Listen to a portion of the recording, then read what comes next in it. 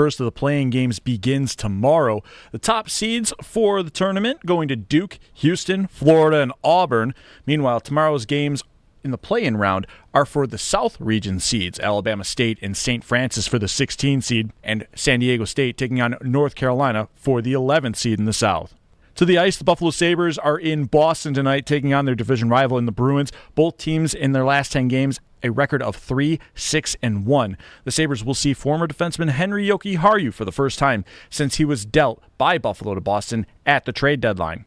Face-off for Sabres and Bruins is set for just after 7 p.m. tonight. The pregame show will start at 6 here on WGR.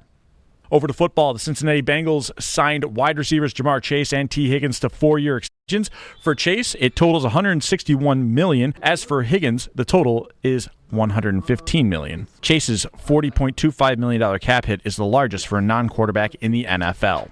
The Houston Texans reportedly reached a 3-year extension with cornerback Derek Stingley Jr., according to ESPN's Adam Schefter. That contract extension would be for 3 years and $90 million, $89 million guaranteed.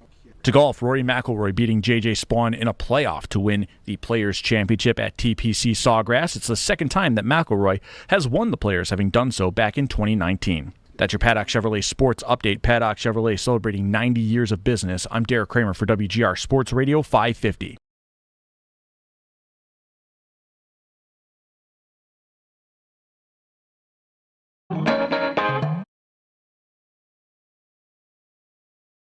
Welcome to the Hotel Hell. Check-in time is now, check-out time is never. It's Mike Schopp. Does my room have cable? No. And the sheets are made of fire. Can I change rooms? Sorry, we're all booked up. Hell convention in town. And the Bulldog. Can I have a late checkout? I'll have to talk to the manager. You're not the manager, even in your own fantasy? I'm the owner. The co-owner. With Satan. It's Mike Schopp. Okay. Just so I understand it, in your wildest fantasy, you are in hell, and you are co-running a bed and breakfast with the devil. And the Bulldog. Yeah, but I haven't told you my salary yet. Go. $80,000 a year. On WGR Sports Radio 550. Well, let me be the first to say it. Happy St. Patrick's Day. Bam. Where's your green? Twitch viewers are already commenting. Where is Bulldog's green? Where's the spirit? I don't have any. Is there anything you're wearing you could get away with calling it green? Any shades of anything green adjacent over there? Headphone wires, glasses, tint? No. What, the thing on your whatever it's on your sweatshirt? No. It's a Josh Allen shirt? Look at you. Yeah. Mr. Buffalo. Yeah, no green. I did my time Saturday. I was out early, and then kid birthday party, and then out late. Kid birthday party. Oh, okay. Yeah. Little kids. Yeah. And so like your son is having a birthday party. He's like 30. Yeah. No, you went to that? Don't rush it. Yeah, I did. I went to the I went to the twins' birthday. I was I don't know. I haven't seen an updated power rankings from the birthday party attendees, but I feel like I did very, very well. In wearing green, you mean? No. Oh, just with the kids, engaging with okay. that. Anonymous quote: "He throws the ball so high." From a 4-year-old. So, I mean, I'm feeling... So you had the pool open? I'm feeling pretty good. You had the pool open and you were throwing the ball into the pool. It's warm enough. Played some roof ball. Well, I made the effort. I mean, Bulldog didn't. He thought Saturday was good enough. That's fine. At least it was something. But I've got my green glasses, as always. Yeah, all right. And this visor, this ill-advised visor. I've got my Baylor visor. It's tournament week. We're a 9. We are a 9. I love that. First game on Friday against Mississippi State, hoping to advance for a second-round tilt. Or is it the third round now? With Duke. And I've got, green shoes. Okay, all right, yeah. Everybody see that? Yeah, I didn't. I didn't even think about it being St. Patrick's Day today. honestly. I could wear a different pair of shoes. I'm sensing in my own mind now I'm a little bit defensive here because last week you went in the golf shoes. Maybe I'm just trying to sort of one-up you. But I could wear a different pair of shoes each day this week, and they're all green, at least in part. So maybe I'll do that. It's a lot. I probably won't. Yeah, I mean... By Friday, I'll be thinking of other things. Considering that the parades were Saturday and Sunday, and today is the actual holiday, to run it through the week... excessive. It's just I don't think it's overcompensation. I don't think it's really warranted. I couldn't get out of bed this weekend, but I'm not a person who really partakes. My son represented me at the parade yesterday. Good with his boys. Canisius, yeah, gotta go with his dudes. Yeah, all right. I was laid up, unfortunately. It meant I could watch a lot of golf. Not being able to get out of bed for a day and a half, I watched a lot of golf. I wonder how golf is green. The weather has greens. Green works. Yes, I feel like the weather, the forecast, and then the actual occurrence of the weather, the way it did, I have a feeling really curtailed attendance at yesterday's parade. Maybe the rest of the weekend was perfect. I only say that because I live in on a route where people often, before and after said parade, are usually walking down to the train. We live like a half a mile from the subway station at Main Street there, and usually there's and I did not see nor hear revelers really much at all yesterday. You think it's possible they found different transportation? I don't know, but usually there's a lot of people walking, coming and going. Like enthusiasm for the parade may have been dampened by the fact that everybody knew it was going to be violent thunderstorms at 2. I'm thinking that maybe I don't know. Maybe at least in my pocket, it would make sense. Maybe that's what happened. But it would make. Speaking of green, the Bengals. I see what you did there. The Bengals. I know it's not even to the draft yet. Then the schedule, right? The schedule comes after the draft. We've got to know where the rivalries sit, and all free agency has to play out. Will there be another Stephon Diggs revenge game? When the Bills go to Houston and Diggs is playing for the Bills next year. We want to sort all this out before we go and make the schedule. That's the thing. If I missed anything, I know he put pictures back up on Instagram. That's it? I don't know. That's it. I didn't know if there's anything more. I haven't been aggressively pursuing that. Along with my ignoring St. Patrick's Day, I didn't say I was ignoring that, but I didn't dig. And I saw I'm not trying to be cute. I didn't dig into Diggs. I saw the postings about there's Bill's pictures back up on his Instagram, and that was the extent of my knowledge. So I didn't know if I'd missed anything in the. I don't know of anything else. Hours or so. What % chance would you give it? 0. Not even 1. Not even 1. Not even a half of 1. 0. Why? It's old news. Bridges are burned? I think bridges. I don't know about bridges are burned. I mean, there never has been, what I think would qualify as a smoking gun as to how or why that ended the way it ended. But, people have their theories. I have mine. I just think they had determined he wasn't worth X amount of dollars anymore in the state he was in, and now he's coming off an ACL injury. But he won't cost as much. I know. I just don't even think that's worth a spin. If I'm the Bills. If you really didn't, where am I going to play him? In the slot? What am I even doing here? Well, that's maybe would be my number one reason for thinking it unlikely. It's already unlikely, but thinking it impossible is that the position is filled. It's almost the same as Cup. A receiver like this, as he gets older, that's what Houston did. It's what I wanted the Bills to do 2 drafts ago. Draft a guy that can replace him. You want to keep him. You have some value there. Not thinking you're going to want to eat dead money as soon as they did. Transition him away from being your primary boundary guy. And I think his skill set, his ability to get open, he could really flourish in the slot. I agree. And extend his career. I just don't have an opening. And so, I don't say 0 because of personality. I think you can get over that.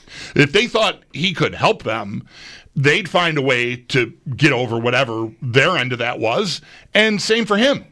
But I just don't think that there's a fit anymore. Assuming I can't believe he'll be an effective outside receiver at this stage of his career. No, and that might have been a discussion 2 years ago when that scenario you're describing. But he cost so much, he'd had so much status, not everybody would agree to that. He might have been difficult. Just giving the Bills a certain benefit of the doubt here for liking our idea. Like, say, they wanted to do that, but, he's like, forget it. I don't know. That's 2 years ago. It's a long 2 years. And his production came way down in his last Bills season. And then last year, he was okay for Houston before the injury. So he is still a free agent, though. I wasn't trying to set you up for digs. Just thinking about here's what I'm thinking about, though. Like, we haven't gotten to the draft yet. It's still more than a month off. The schedule after that, some more free agency still to happen. Then there's a break, believe it or not. And then, you have camp. I haven't thought that much about, and I don't know how much fans have thought about, this being the last year of the stadium. And the schedule is so rich for that. I mean, you have 9 home games this year. The division games will be fine because in terms of like the end of the stadium, the division games will maybe not only be important. You'd like to think for the Bills they would at least be important as ever these last 6 or so years, but also like the history of the teams, the Patriots, the Jets, the Dolphins have been here every year since 1973. They all go back to the AFL. There'll be that in the air this year when it comes to the division games. Again, if not also the standings, right? So that's like already fine, The NFC South is not the best. It can't be perfect. New Orleans and Tampa each have almost no history at the stadium. Like, Tampa wasn't ever here once until 2009, I think. Saints also maybe that year, and then the Bucs have been here twice since. But there's like very little between the Bills and the Buccaneers, the Bills and the Saints. So that'll happen. But the other 4, the Eagles, off a Super Bowl win. I mean, that's about as good a game as you get in the NFL schedule. The Chiefs, again, what's left to say about that? And then it's Baltimore and Cincinnati from the NFC North, also easily worthy of like prime slots. If not night games, they can't all be night games. Right. But easily could be like 425 home games against those teams. And you have really more for our fans, for us, than for anybody else. The end of the stadium going with that just makes that all the more special, probably. You really want it to be a good season for that. I mean, it's because of the expectations. If it's not a good season, the whole stadium vibe is kind of like ruined by that because like it'll feel like they've hit the wall here or something. Yeah, Like, oh, well, like something's gone really wrong if the last game they play is some home finale, regular season finale against the Jets. Right. So I doubt the answer is yes. Maybe it is for somebody listening. Have you thought at all about like how you want to do this? What would be like sort of your perfect schedule? Does it matter? I mean, the Eagles can't be week 1. I doubt the Chiefs and the Bills will be week 1. Me too. It's too good. Me too. For a primetime game. It could be, I guess, a Sunday night game. I just doubt it. So you have the Chiefs maybe kind of going where they go. It could be October, November, like the middle of the season has mostly been Kansas City. Philly could be the same thing. Ravens and Bengals, I don't know. Like, it will be a really special year. Yeah, I'm not going to want a scene where those good games, those marquee matchups are all saved for, post-Thanksgiving 4:25 or night game windows. Like, that's just too much of a run of terror against really what you would expect to be really good teams. So, I think I'm inclined, like, if I have anything to say about it, split that up a bit. I mean, we know unless they break form dramatically, that the end will be the division, like I think you said at the outset of this. So that's probably your last 2 home games, or definitely your last home game is going to be a game against the Dolphins, Patriots, or Jets. It doesn't have to be. It doesn't have to be? No, because Week 18 could be a road game, and Week 17 doesn't have to be a division game. So it doesn't have to be. I think it makes sense for it to be because of the stadium closing. Yeah. When have they not played division teams at home at the end of the season? I don't know. Where Atlanta and Carolina was one of those games, their last home game, maybe not. But it happens. Okay. Week 17 does not have to be a division game. Okay. Week 18 does, unless right. they change that, which nobody ever suggests they will want to. I'm going to do some work on this, but I can't do it while we're talking, so I'll have to wait for a break. Last year, for what it's worth, their last 2 home games, New England, New York, then at New England to close out the season. But either way, my point is I don't want to lump, yes, Fox, CBS, NBC, Netflix, Prime, let's go. Peacock. They're all going to want, their kick at the marquee games. The MVP of the league is on the Bills. I mean, not that the Bills haven't been rock stars and Allen a rock star and himself for a few years running now, but that even got ratcheted up higher. Now, I think AFC Championship game loss and the MVP. But I don't want to have a run of games where it's just one after the other. Give me Baltimore early and Cincinnati late. Give me Philly early and Kansas City late, or vice versa. Whatever you want to do. I hope that is how that goes.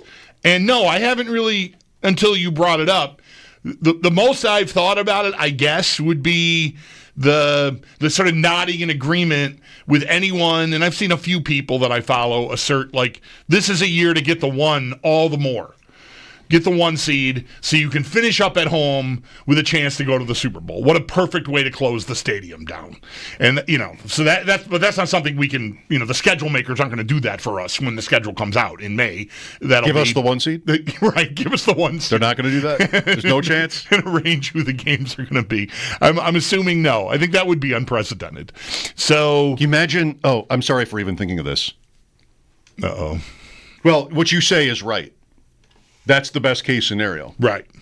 Like the Patriots, well, that wasn't the AFC Championship, but the Tuck Rule game was the last game played in their old stadium. So they make the playoffs, then they have that night, which is a famous night. The AFC Championship the next week is in Pittsburgh, and they win it, and then they win the Super Bowl after that. That's kind of how you want to go out. And they open their new stadium with a celebration of a Super Bowl title. Right. You just don't want to lose that game. Right. Which the Patriots, of course, should have. Yeah, that's correct. You don't want to lose. If they lose, if last year, 2023 happens, okay, this year, you're not going to want to leave. Right. Would you take a tainted victory in the AFC Championship game to close out the stadium? 803-0550. Sure. I'll go first. Happy St. Patrick's Day. Yes, I would take it. Asterisks. The last time the Bills' home finale was not a division game. You're right. It's been a long time. The Jordy Nelson game? Okay. That was a home finale. Okay. They had 2 road games. They were alive at 8-6 in 2014 after beating Green Bay. Nelson dropped a 98-yard touchdown pass, that would have been, from Aaron Rodgers. They go to Oakland. They lose that game in Oakland against a terrible Raiders team, and then beat the Patriots when the Patriots didn't need it. Marone needed it. Then he left. He quit the next morning. Right. That's the last time their home finale was not a division game. It's just that it doesn't have to be, is all I'm saying. Okay, gotcha. Well, okay, Chiefs and Eagles in the middle. Saints and Buccaneers whenever. Bengals and Ravens whenever. I want the Saints and Buccaneers to be in July. Can we arrange that? Is that doable? Get those out of the way. Get that out of here.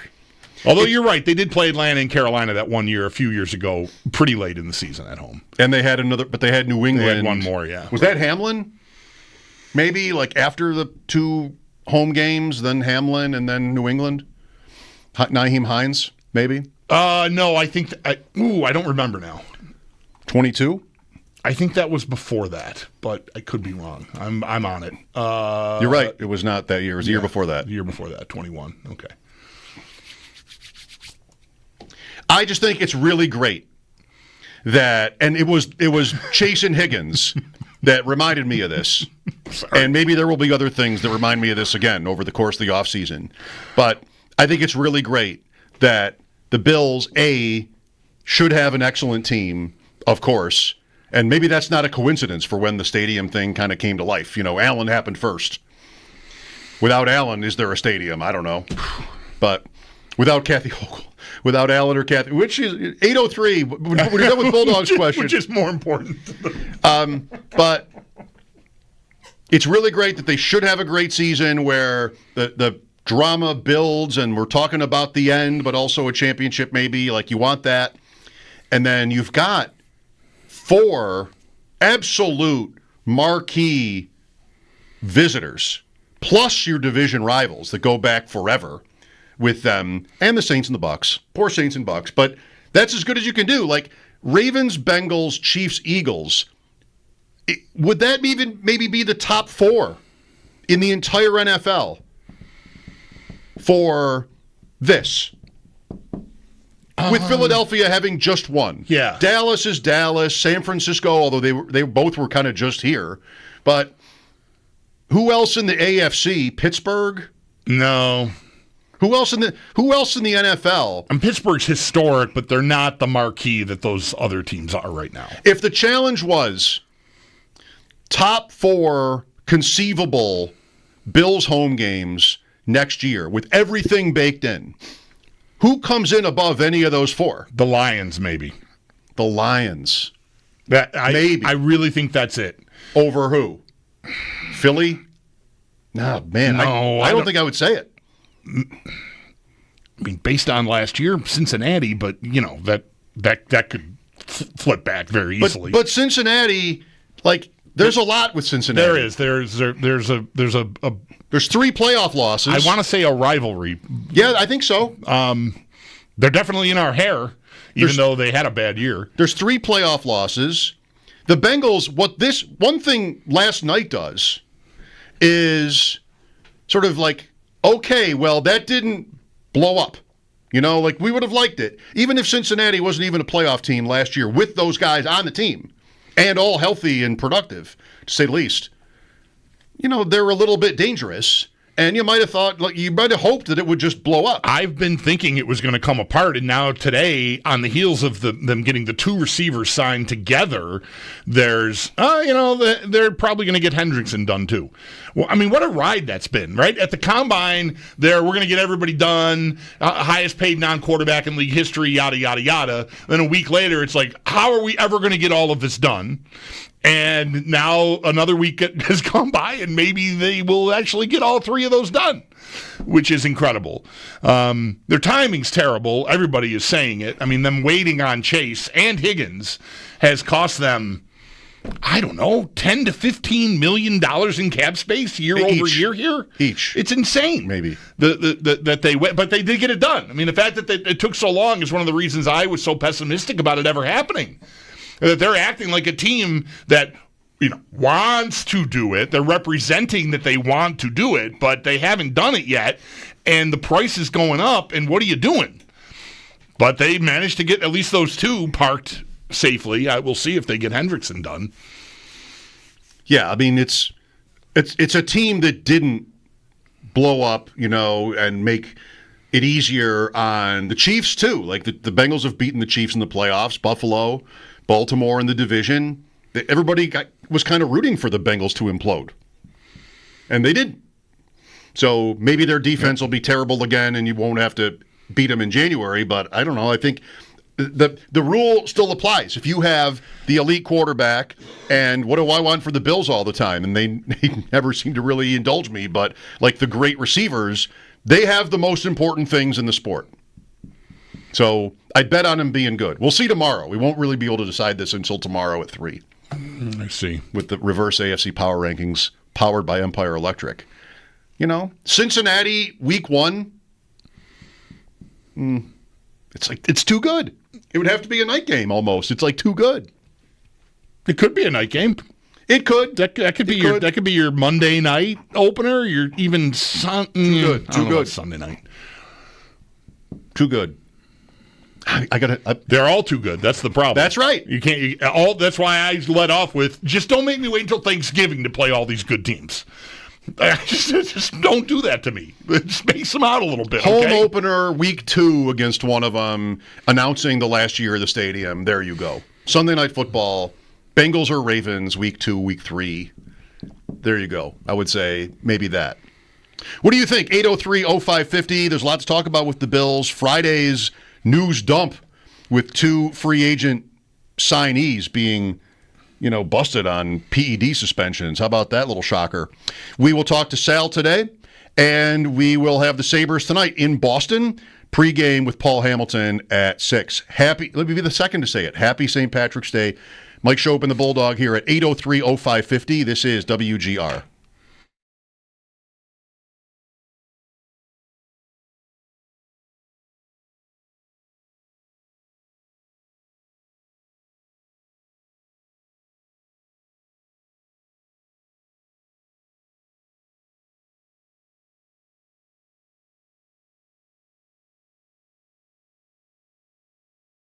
Jones for WGR Sports Radio 550.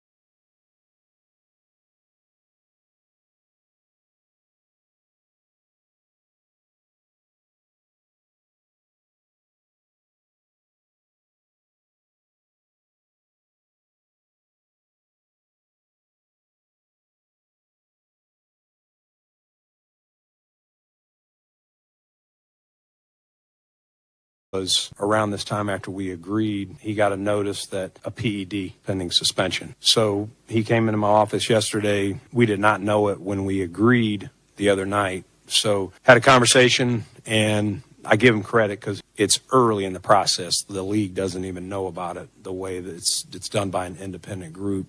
But he was very forthright.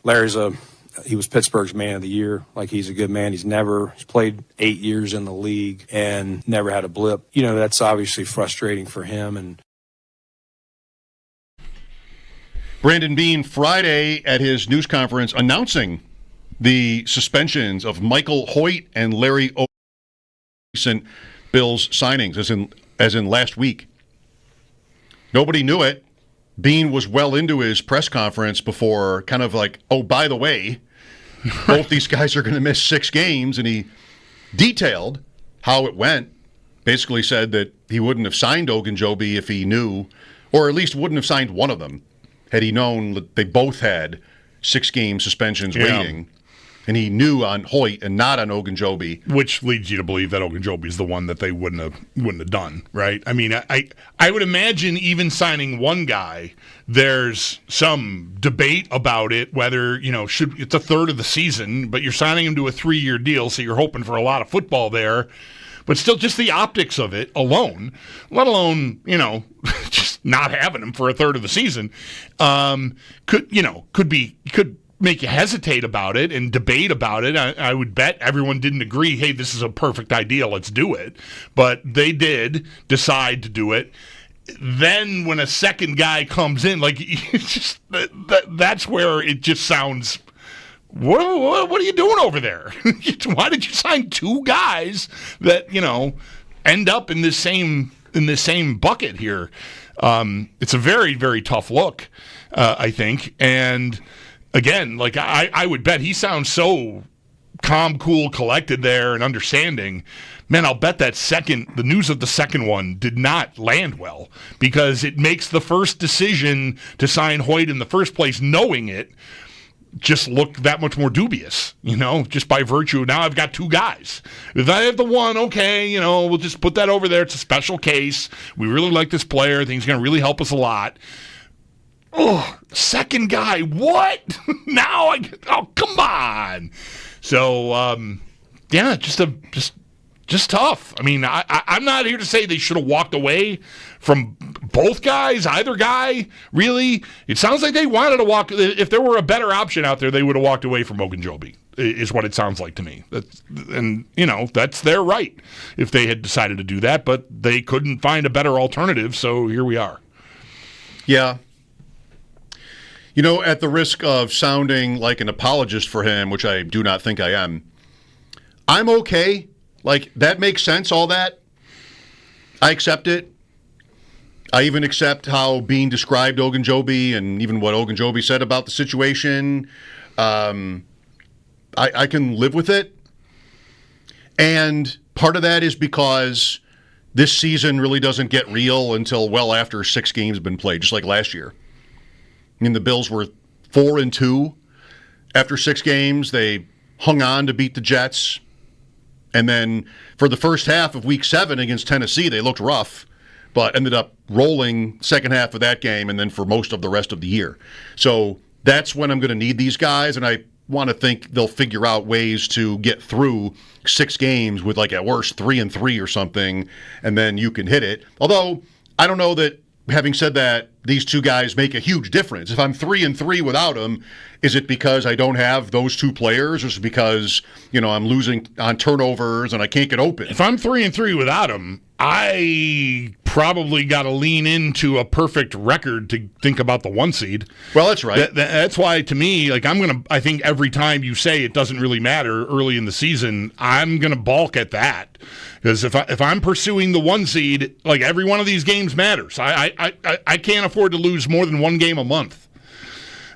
Even if I can do that. I mean, that's 4 losses, probably, right? September, October, November. Yeah, I mean. But you would take that. Sure, 13-4 is an excellent record. Think of how unlucky they were last year to not get the 1, to not even get to play for the 1 the last week. Yeah. Is that not the appropriate word for it? even beating Kansas City, which no one else could do. Yeah. Not one team could do that until they gave up in Week 18 and then the Super Bowl. 13-4, that's what they were? Yeah. 13-3 through 17 weeks, and they still couldn't touch the one because Kansas City was 15-1. Anyway.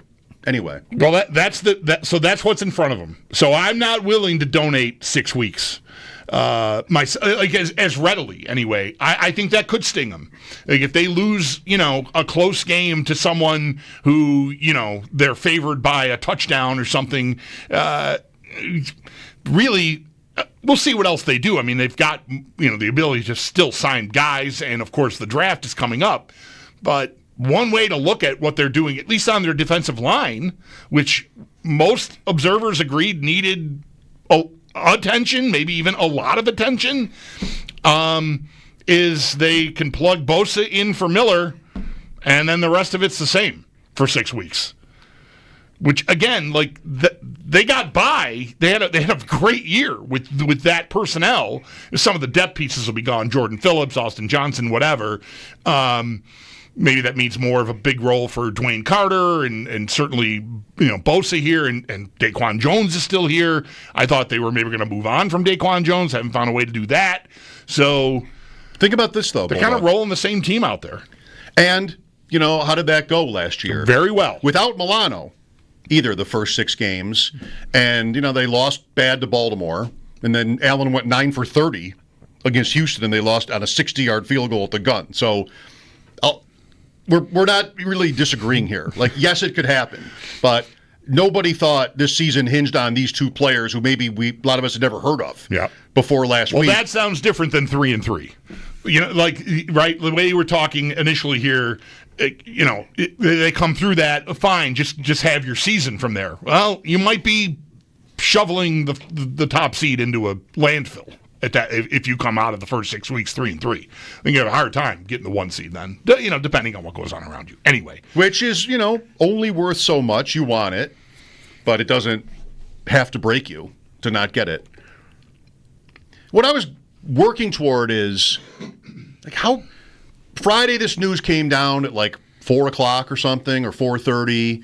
We played Bean's comments at 5, and then we got calls. I remember one guy was just ripping into Bean, and he even mentioned Hamlin as a reason to do that. Nobody else wanted. He called it, what was his word? Unconscionable or something. Yes, that was the word. And wow, that's extreme. Here's what I think. I'm not sure I'm ready to say to what end, although I have done this with McDermott. I'll ramp up. This is a big year for Bean. This year, as we get near the draft, Elam is gone. Kincaid hasn't really hit. Coleman didn't hit. People are thinking about and talking about, go to a bar. And when the subject of the Bills roster this time of year comes up, it's him. It's drafts. And fans are now getting to a point where they want certain guys, they know what they want from the draft. And this suspension news is, I think, accelerating that. So, I don't know to what end. If you have Allen, McDermott and Bean can ride the whole way to the end of Allen's career, maybe, even without a championship. I mean, conceivably. But I think right now that's he and recent drafts and the failures within those drafts is a topic of conversation. And then so would this be, as you said. And then, people will be split on Josh Palmer. Really don't know what to expect there yet, but some people like his skill set. Other people might think, this is never a guy who's been a top 2 wide receiver on his team. So this is the big move in the passing game. Over Cooper is even better than Cooper. It's debatable, all of that. And even when the draft happens, the draft might make sense. It'll make sense to the Bills. But then still, you have to wait until well into the season to really know what you've got. Sure, if they draft a corner at 30, which is what they did when they were last in this position where they did not have an established number 2 corner on the team. They drafted Elam, and we all thought, oh, that sounds great. Oh, he can play man, too. Maybe they'll mix up coverages, whatever. And then he couldn't get on the field. Like, thank God Benford was in that same draft. But, yeah, you're right. I mean, however good it looks on paper, if it's the guy from Ole Miss that Trapasso was talking to us about last week, or it's another guy, it'll read really well. Okay, well, that's a need. Well, I like this guy's length. I like his 40 time. Oh, yeah, SEC. Okay, get on the field and do it. And we will not know that. I mean, obviously, if he doesn't even win a job like Elam didn't do, then it's even more glaring. But, yeah, we're going to have no idea until they get up and running whether or not they successfully filled that hole. And, all the other guys in the passing game that you just mentioned, all the other guys, the two other guys mainly, although Palmer will figure into that too, but Coleman, Kincaid, you're going to need something to go right. Somebody to really land and look like not just a guy that you can count on to play, 60% of your offensive snaps, but somebody that can really actually impact your offense. Tough at pick 30 to, really feel great about the chances of that, even throughout the entire draft, picking so late. But, yeah, I think right now that's on the minds of the fans is, all right, it's time for Bean to make a master stroke, whatever that might be. Maybe that'll be Palmer. Maybe that'll be pick 30. Maybe they'll trade pick 30. It's not going to be for Myles Garrett or DK Metcalf anymore. But so that kind of sailed. I do think we'll be talking about this. I might have said the same thing last year with basically the same rules applied. Elam was not relevant, and Kincaid was not great. He was there as a rookie, but it wasn't like he was making a big difference in games. I might have said the same thing last year, but it's another year of it. Another year where you still have Coleman. You have the same question. And that was coming off 73 catches for Kincaid. So, yeah, that's not to dispute that he impacted, because he didn't. He wasn't a big meter mover, but he produced. I would have said to you, oh, he didn't smash. It's okay. So he was a rookie, 73 catches. They'll get it together. That'll happen. And then it just did not happen. It went backwards. Season high 52 yards, right? 2 touchdowns. Yep. Injuries, but Sal coming up at 4 will analyze some of Friday's news with Sal, among other things. It is St. Patrick's Day, sunny but cold. Sabres and Bruins tonight, 6 o'clock pregame. Mike Schopp and the Bulldog here for your calls at 803-0550. This is WGR.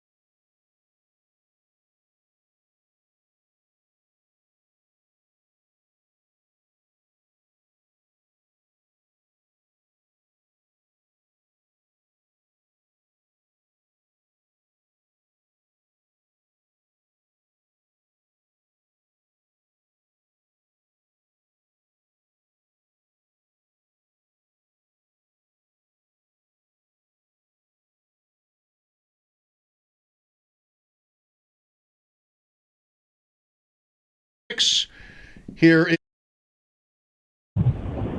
Hi guys, I'm curious to know. The Bengals just did something pretty profound for their franchise.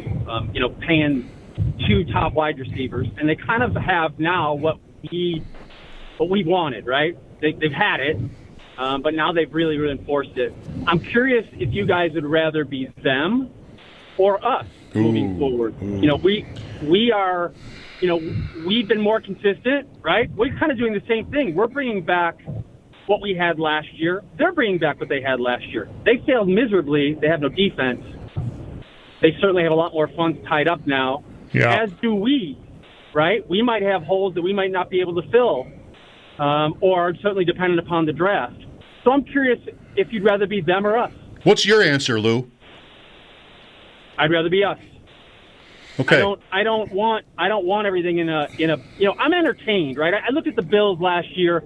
This is a team that we lost from when we lost to Houston until we lost to the Rams. We went undefeated, isn't that right? Yes. Right through. Mm-hmm. We didn't lose one game for November or December. I'm thoroughly entertained by our product.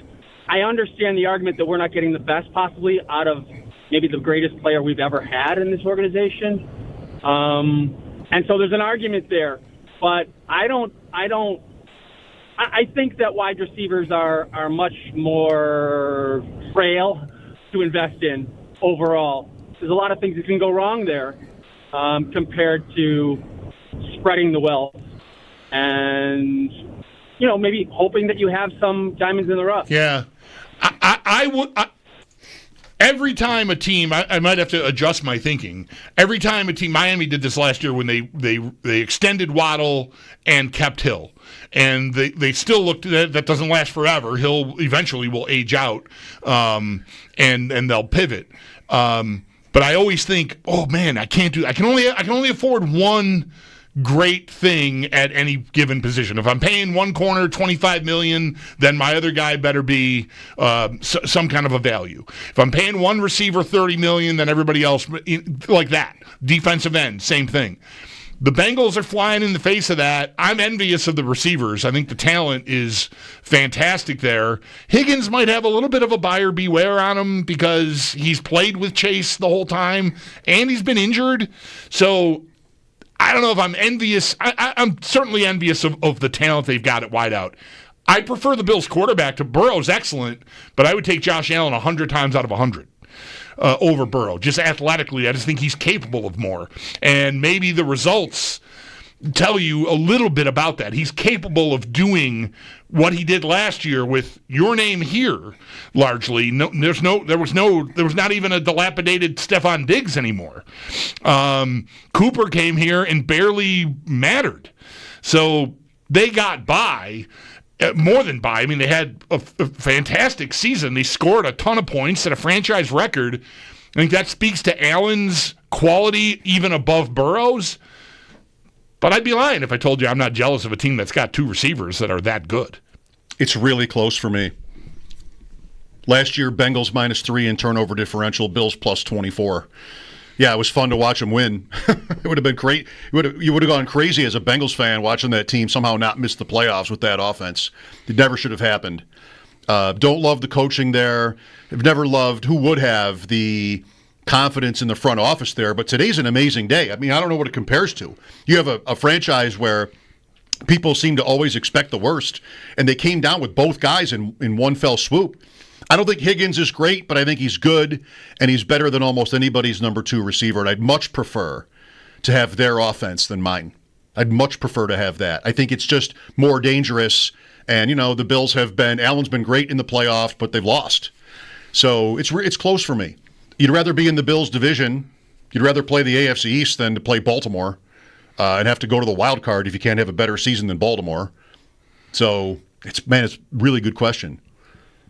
There are things, to love about the Bengals, and then there are things to really not love. With the Bills, there's Allen. It's really close for me. What is this day like for a Bengals fan?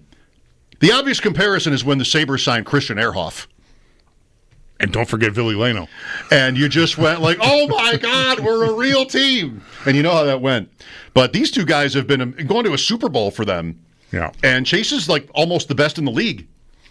Arguably the best in the league. Burrow is what? Top 5? Yep. Because it was like so doom and gloom. And then suddenly, boom, here's both guys to crazy money. Sure, you can say it should have been less if they'd been more proactive, but it's almost shocking that they did it. Nobody was talking about Higgins going back to Cincinnati like for a year. Recently, it started to happen. You started to hear it. At least not on a new deal. Like they franchised him, and so they would have had that in their back pocket all along. So they were assured of having him. No idea what kind of mood he'd be in about the whole thing, but I'm assuming that's all good now too because everybody got paid. We'll ask Sal the question, Lou. Thanks for it. Mike Schopp and the Bulldogs. Sal next on WGR.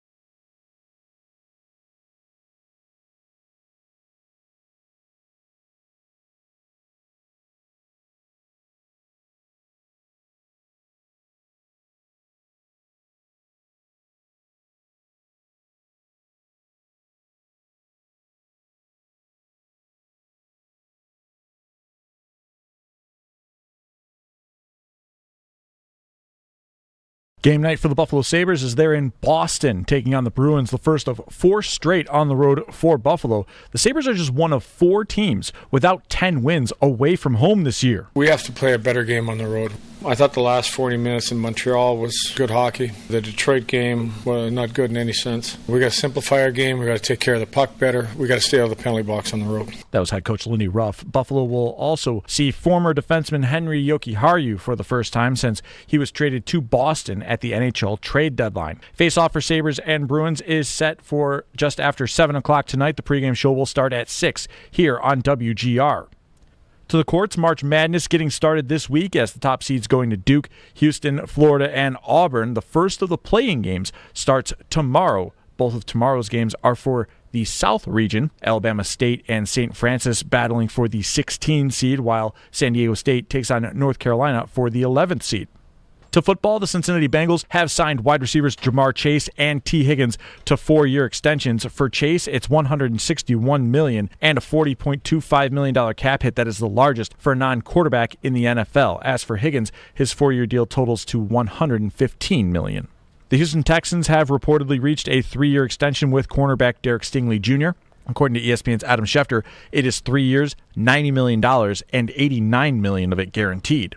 In golf, Rory McIlroy beating J.J. Spawn in a playoff as he takes home the Players' Championship at TPC Sawgrass. It's the second time for McIlroy that he has won the Players, having done so back in 2019. That's your Paddock Chevrolet Sports Update. Paddock Chevrolet celebrating 90 years of business. I'm Derek Kramer. You're listening to WGR Sports Radio 550.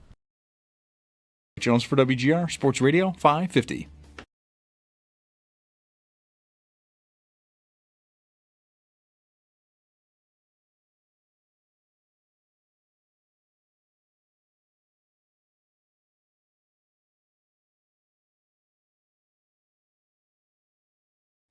That stat hit me, that the Sabres don't have as many as 10 road wins yet. They do have 10 road games left, so they should get there. But they won't get to 20. No, that's right. The best they can do is 19. Right. 9 road wins. Remember the California trip? Yeah. Not the West Wing episode, but the... Right before Thanksgiving. Yes, we talked to Kevin Adams on Thanksgiving Eve, I think. And they were 3rd in the Atlantic Division and coming home and, okay, here we go. And that was the start of it. Their 5th road win of the season was the San Jose game on November 23rd. They have 4 since. Wow, right? Islanders, St. Louis, Ottawa, 4-0 on January 9th, and then 1 since January 9th, Vancouver. Holy moly. Didn't know that. Yeah. Sal Capaccio on the Western Hotline. Something else I didn't know before like 4:30 on Friday was that 2 recent Bills free agent acquisitions were going to be facing 6-game drug suspensions. Yikes. Michael Hoyt, Larry Ogunjobi. Sal, that came out of nowhere. Yeah, I didn't know either, guys. We all learned it at the same time, listening to Brandon Beane, and it was kind of a bombshell that was dropped. And it was late Friday. He met with the media, talked about a lot of things, but obviously that was the most newsworthy of anything. So, since then, obviously, there's been a lot of talk and debate and, confusion, I would say. So, if you'd like, I'll lay out the timeline of how I understand everything happened here and what it means. Yeah, I think we and our audience would appreciate that. So, basically, from what Brandon Beane said, and then, putting the pieces together and, figuring everything out how it all went down, I can tell you that what he said was that when they recruited, I'll use that word, they recruited Michael Hoyt to come to the Bills. They approached him, they want to sign him. Michael Hoyt and his representatives told the Bills, hey, just so you know, we're facing a 6-game PED suspension. So the Bills were aware of that before they even went down that road. They said, all right, we still want you. Thanks for letting us know. In Michael Hoyt's words, we wanted to not make a bad situation worse, and we wanted to be upfront about it. So the Bills signed him. When the Bills went to Larry Ogunjobi, they recruited him. They went through the process. There was no knowledge of any PED suspension coming. They agreed to a deal. Larry Ogunjobi comes to Buffalo to sign the deal, and at this part I'm unclear if it was in Buffalo or not, but I believe he came to the deal, and that's when he told Brandon Beane and the Bills, hey, I'm facing a 6-game suspension. At that time, the Bills said, okay, hold on here. What's going on? They then talked to him about it, looked into it. They could have decided not to sign him. In fact, Brandon Beane said specifically, if we knew two guys were we weren't planning on signing two guys. We would not have tried to sign two guys that are facing these suspensions. But at that point, all of the defensive tackle options that they had considered were pretty much off the table. So they talked with him, understood this is the NFL Man of the Year nominee of the Steelers. Something happened here, should have happened, but we're going to go forward, and we're still going to sign him. So they wound up signing him, and maybe the contract gets adjusted, whatever. We'll find out about that. So a lot of people wondering, how could this possibly happen? The Bills should have known. They didn't do their due diligence.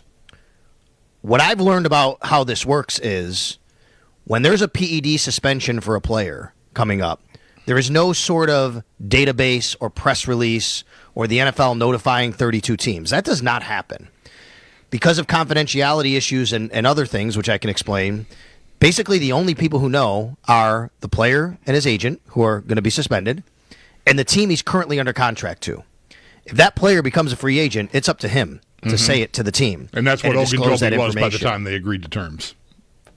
100%. So I'm wondering if the Steelers knew, because we don't know if they found out before his contract expired on March 12th, but obviously the Bills didn't. Now, it is very possible, and I understand this from the perspective of a player that was explained to me, which is Larry Ogunjobi could have known he might have been facing a suspension, but maybe he was waiting for the second sample to come back because it takes two samples to confirm it, and he could be waiting for that and under appeal. And in that situation, I think a logical person could understand that a player may say, look, I'm not disclosing this because I think I did nothing wrong, and I'm not going to hurt myself in negotiations with anyone.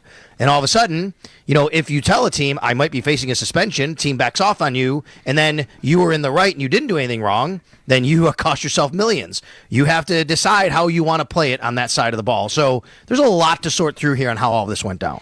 Yeah, I think Bean definitely, to me, sounded like they would have walked away from Ogunjobi if they'd had a better option, which I think in part it is some level of commentary on what they think of the player, because obviously with Hoyt, they were willing to accept, like, okay, we want you badly enough, 3-year deal, you're going to miss a third of the first season here, but we like you enough to just sort of overlook that. But now there's a second guy, and that makes the first decision look even more questionable, right? Because it's two guys instead of one. Like, not saying that this would not be a story if Brandon Beane just sat down in front of the media on Friday and told us Michael Hoyt was facing a 6-game suspension. There would be the same questions. But the fact that it's double just makes it, it just makes it harder to swallow.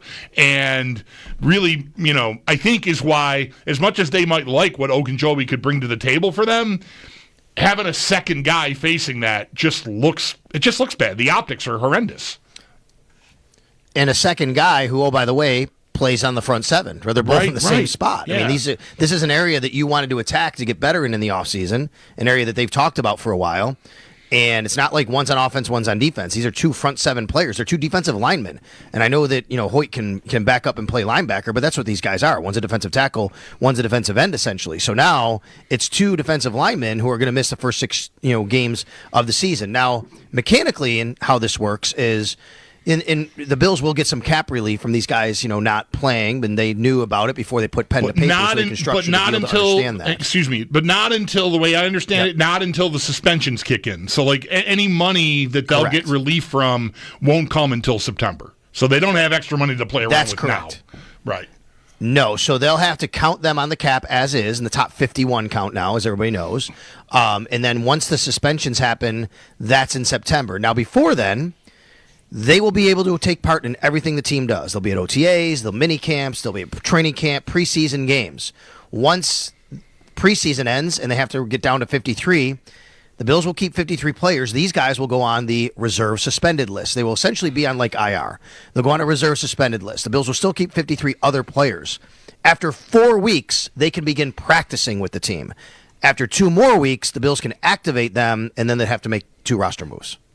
Thoughts on whatever extent there will be a juggling act on defense? Like you sign them and, before you know about suspensions, I'm saying, like, you've got certain plans in mind, and now both guys out for 6 weeks. How will it maybe also affect who they dress, what else they might want to do here? I doubt the draft is affected because you're still going to want to attack that at least mostly the same way. These guys will be on the field week 7, you would hope. Yeah, you'd hope so, right? And I mean, it could affect the draft, maybe that you keep more of your picks, Mike, because you have 10. And maybe that was, okay, we're a little fat there, but maybe you decide that you want to give an extra guy and you want to keep another, want to draft another defensive tackle with those picks. We'll see about that. But right now, they have 67 people. As you guys know, they're allowed 90, so they're 23 away from that. A lot of those are going to come in the form of draft picks and undrafted free agents. But you look at the roster right now, there's still a lot of work to do. If you take Michael Hoyt away, the Bills have 4 defensive ends. That's it. 4. Greg Rousseau, Joey Bosa, A.J. Epinesa, and Javon Solomon. And I would think that they'd want to have some sort of load management for Joey Bosa.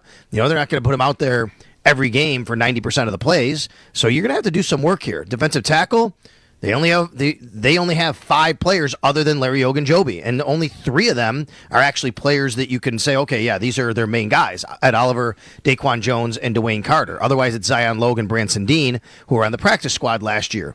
So all in all, you only have 9 total defensive linemen outside of these guys. They'll give you 11, but even with them, you're going to add, and I think now it's even more critical. Yeah, I think it'll be one of these situations where I think Sal will pay a little more attention to guys they add at the back end of the roster, those battles, even who makes the practice squad. But again, the timing of that is a little because these guys will go on a separate list, so it's not like you'll have to have practice squad guys stashed to fill those spots. They'll be able to fill those spots when they get to final cuts. But nonetheless, the depth chart will get more of a, just more of a closer eye, I think, on it as we go, because you're going to be counting on guys that maybe you wouldn't have been counting on at all. No doubt. And I would say at least, something that could work a little bit more to help the Bills here is, of all of their guys that they did not re-sign, the guys that became unrestricted free agents, 4 of them are defensive linemen, actually. If you want to call up DeJuan Smoot or Austin Johnson or Jordan Phillips or Quentin Jefferson, they have not taken jobs anywhere else yet. So I would think all 4 of those guys could become options. Not sure what the team feels and how they want to go about that.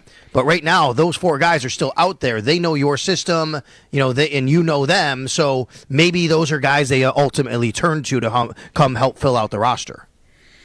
Sal Capaccio on the West Her hotline. The Bills made some other signings official. Kendrick Green up front, and also Dane Jackson today. Was there anyone else, Sal? Sorry.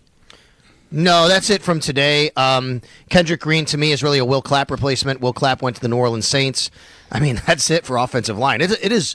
I don't know if I've ever seen this, in all the years covering the NFL, where one team is bringing back pretty much every single starting and backup offensive lineman. Even the guy they lost, Will Clapp, was on the practice squad most of the year. Like, literally no one is changing on the offensive line other than one practice squad guy. And, oh, by the way, they were really good. So, it's a really good thing and problem, I guess, or whatever you want to call it, to have, which is really nice. I think Dane Jackson's obviously really interesting. It was something that a lot of people thought could happen once they went down this road, and especially after trading Kyrie Elam. And I understand, he's not the highest ceiling guy, but this is one of your guys that, knows your system. He's performed well there. And, people, I have a lot of people questioning it over the last week or whatever, since it happened, since Friday or Thursday. And I would say this. I think Dane Jackson's an upgrade over Kyrie Elam. Now, maybe Kyrie Elam made some plays, but he got beaten wildly and badly a lot of times when he was in there, including the AFC Championship game. Dane Jackson's not going to necessarily be the guy that's going to make game-changing plays, but I think you could do a lot worse than a guy like Dane Jackson to be a backup boundary corner. Now, the question is, who's your starting boundary corner? Because if you're scheduling it to be Dane Jackson right now, then I think that that's another conversation, because you have Christian Benford, and right now all you have is Jamarcus Ingram and Dane Jackson. Yeah, I feel like it's kind of a placeholder is what I feel like Jackson is, right? Like at least if they get stuck and don't find something in the draft or further here in free agency, because, they can still sign guys. There are some, Rasul Douglas among them, who have not yet found homes. So there's still, maybe if the price gets low enough to be more palatable, maybe they can pivot to one of those guys. But I feel like Jackson is, like, at least we know what he is. I feel like when he had to fill in for, like, a Levi Wallace or something, I never felt like there was some big drop-off or some big, cause for concern. I feel like this is a base-level, decent player, but not more than that. So I think you want to be better than that. So whether they can still find someone of their liking or certainly the draft, I think you'd be hoping that whoever that person is could step in ahead of Dane Jackson, is how I'd put it. And Russell Douglas is still not signed. I don't know if that's something they'd be interested in, revisiting that.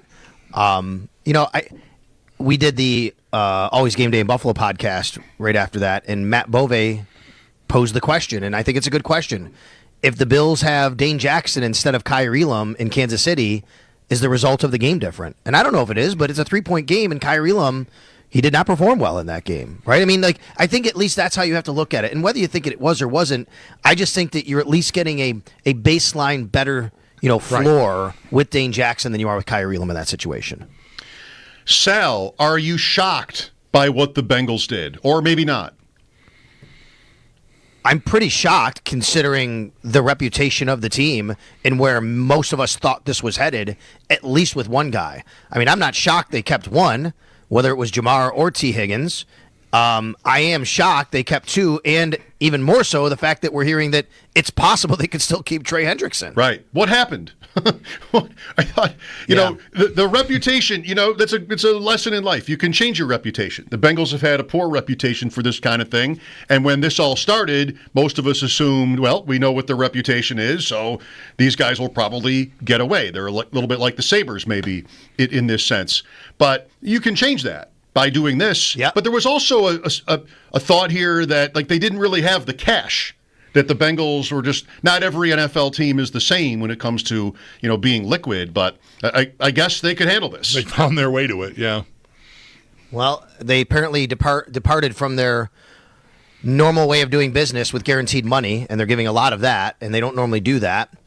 I think what happened here is very similar to, and we're going to say this to three guys who are all 50-something-year-olds talking about this. It's the same thing that happened in 1986 when Ralph Wilson said, I'm cutting the check for Jim Kelly. I'm going to make him the highest paid man in the league when he was getting vilified all the time as being the cheapest owner in the league, and fans said this guy doesn't pay for anything.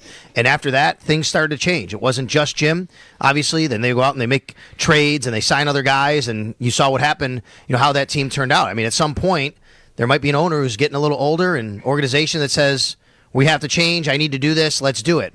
My assumption here is the fact that they have Joe Burrow and not wanting him to be really mad and leaving someday is probably a big reason why they allowed this and made this happen. We had a caller first hour who asked us, which team would we rather be, the Bills or the Bengals? And the caller said the Bills pretty easily, and so did Bulldog. It's really close for me, Sal. I mean, the Bills have obviously had a lot of success. So has Cincinnati. They didn't make the playoffs with the worst defense in the NFL and negative turnover differential. Like I always say, if you have the elite quarterback, that's about the floor, and they found the floor, I acknowledge. But I just love having the two guys. I don't think Higgins is great, but he's up there, maybe at the top of any list of wide receiver twos. Maybe I like Devontae Smith more. Doesn't matter. I mean, he's good for that role. And there's the defense point. It's not nothing. How is it? Is that an easy question for you that you'd rather be the Bills and the Bengals, or maybe not so much? Organizationally, I'd definitely rather be the Bills. If you're asking roster-wise, I still think rather be the Bills, but because I just think they're overall better. But I understand, having that quarterback, which is comparable to what the Bills have with those two receivers, for sure. But I would say the Bills, just organizationally, from top to bottom. And you still would have the questions. I mean, they may have to penny pinch from here too, because they are paying these guys, right? The Bills haven't kind of had that philosophy. They're bottom of the roster. I think they've been very good at developing players. Guys step in, they make plays. I think that's what happened to the Bengals last year. They need guys to step up. It just kind of didn't happen. They didn't have that development and guys that come in and make plays for them. So yeah, I would say the Bills here. I like what the Bengals did though. I follow a couple Bengals people, and I know that they were kind of going at it with a few other people today on social media who were giving the Bengals grief, and I stepped in and said, look, I think this is what if you're a fan of a team, this is what you want your team to do. These are stars. You're keeping your stars. And I get it. There's going to be ramifications. Man, if I'm a Bengals fan, I'm super happy with what my team did today. Yeah, I think I might, if this were our team, and we talked about the Bengals like we talk about the Bills, I think I might be in it. I probably would be having a rough day because I don't know that I would love it. I mean, I get it. Like, I get your point. These are my stars, but I'm trying to, I've got a salary cap, and yes, it's always going up. Investing in 2 receivers. I mean, Higgins is not only the highest paid number 2 wide receiver in the league, he's the 9th highest paid receiver in the league. Yeah. And Chase is on his team. Like that, I should not need all that to make it work. I should be able to find bargains somewhere. Sorry. I would say I would love it. And part of it is a point that I think has been made where it's my team has that poor reputation, and it's the Sabres. I'm used to life as knowing that whatever I like is going to leave. And this team went to the Super Bowl with these 2 guys. Like it's not like it's unproven. Mm-hmm. You know what it looks like when they're on the field. So I can think about a championship now. And yesterday I was thinking about like how they're going to replace him and whether I'm even going to lose Jamar Chase. Of all players. Like not long ago, it was kind of the speculation was that they were far apart. So this is a great day for me. It's not like signing somebody old. I'm making, because I'm not great and I have to do these kinds of things. Again, a Sabres comp, I have to sign Diggs to the best wide receiver 2 money in the NFL because like I'm just hoping, and it's what I can do. This is better than that. Yeah, I understand. I mean, and they should be feeling good about keeping these guys, but like I said, there are ramifications, and we'll see. How they can kind of supplement all of that. So, yeah, interesting that they did it. I was pretty surprised. Yeah. Are you monitoring Diggs' Instagrams? I mean, I was aware of it when people pointed it out to me. I had no idea, and then I'm like, whatever. I don't think it means anything. Really? Bulldog says 0%. I just think the way I'm at 0%. I mean, chance. I'll say this: I would be way more shocked about that than I was about the Bengals today, if that were to happen. Would you say the way it ended? And would you say 0% chance? I would never say that in this league for anything. I think. Okay. All right. I'm putting my name on 0. If someone told you Luka Doncic was getting traded for Anthony Davis, 5 minutes before it happened, I think you'd say 0% chance. But things happen in all sports that you never see coming. But I'd be pretty close to it. I guess I would never say it, but I just can't see it happening. I did hear your conversation real quick about the schedule. I loved it, and I did a little research to help you guys out, just so you know. Okay. I went back and looked at the last few stadiums that were built for teams when they moved and who they played in the final year of their stadium. But unfortunately, it's not like super easy to do because, like Vegas, they moved from Oakland, right? So it was not a great situation. L.A., the Chargers played in that soccer stadium. What are they going to? That's not going to matter. Right. Atlanta was interesting. They did play New Orleans in their final game before they moved into their current stadium. And then I would say the closest one it could come was Levi when Candlestick Park closed. When Candlestick Park closed, it was a game against the Atlanta. I think it was Atlanta. I think I saw. I have to go back and look now. I did a lot of research, and my teams are running together for the Niners. But the one that was interesting was how about at Giants Stadium? Like 2009 was the last time. And like the Jets played the Bengals in a final game at night, and I think the Giants played the Saints at home. Like it didn't matter, I guess, that was closing, and they're moving into a new stadium. It's more about the ceremony of the opening night to the new place than maybe. Yeah. And is the team good, and are they in the playoffs? I'm glad to know all this, though. Can I slip in one more question since we brought up Diggs? Yeah. What percent chance would you give Amari Cooper coming back? And is it interesting to you that he's not signed yet? Did you guys read Matthew Berry's column from the Combine? All the nuggets he had? I did. Yeah, yep. The assertion that he's finished or something along those lines. The Bills source said he thought maybe. Washed, I think maybe was the phrasing. And it was kind of more like, and then Berry clarified to say like, by saying he's done, I think it was, not like he's retired, but he's definitely not a number one. I could see something like that if Amari wants to play. The Bills really did like having Amari Cooper around. They really did. It didn't work necessarily in full the way they wanted it to, but they really liked having him around. He is a guy that's over 10 years in the league. He's a little more expensive as a veteran with the minimum salaries and things like that. I would give it a higher chance than Stephon Diggs, that's for sure. But just by judging by the moves that they made, guys, I mean, Laviska Shenault I mean, that move there, and I wrote it when it happened, and then Bean kind of confirmed it in his own words, which are, this move is about the kickoffs. Like, they literally are signing Laviska Shenault because the kickoffs might get moved to the 35, and you're going to need 2 guys probably back there. So let's get ahead of this thing. A guy like Amari Cooper would be, we just need another guy to make sure we have a little bit more on the outside, and I don't know if they really want to go down that road right now. Sal, thanks.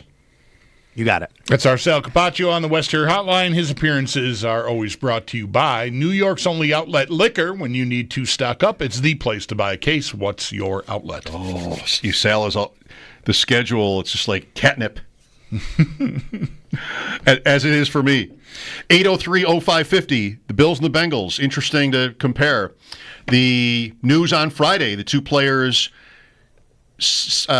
setting up for drug suspensions here to start the season. 2 new Bills signees. And, how this all looks on Brandon Beane. Some of the topics we've been talking about today and recently. 803-0550 to join us. Mike Schopp and the Bulldog, WGR.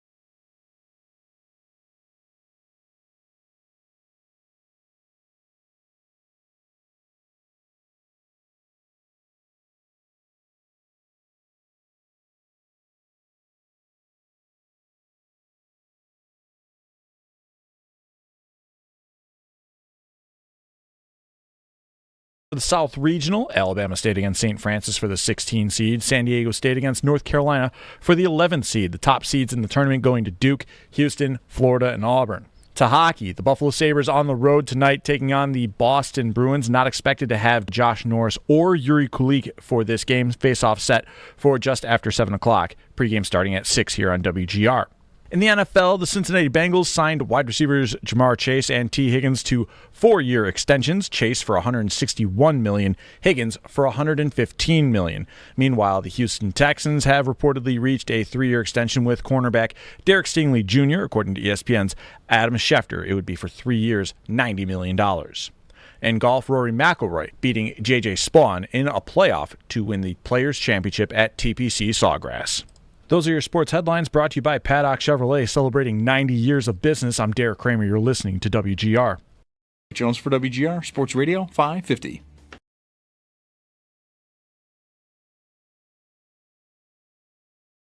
To play with Justin, and I'm extremely thankful for the Chargers, from being drafted there and playing there for my 4 years, and Coach Staley and Tom Telesco and then Joe Ortiz and Coach Harbaugh. Playing with Herbo has got me to this point, and now I'm blessed enough to play with Josh Allen. So I'm excited to get to work. I've only ever played with Justin, so you can imagine the excitement to see what it's going to be like to play with Josh and to play with this team and this organization.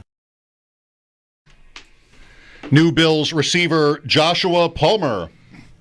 Welcome back. Mike Schopp and the Bulldog here. Happy St. Patrick's Day.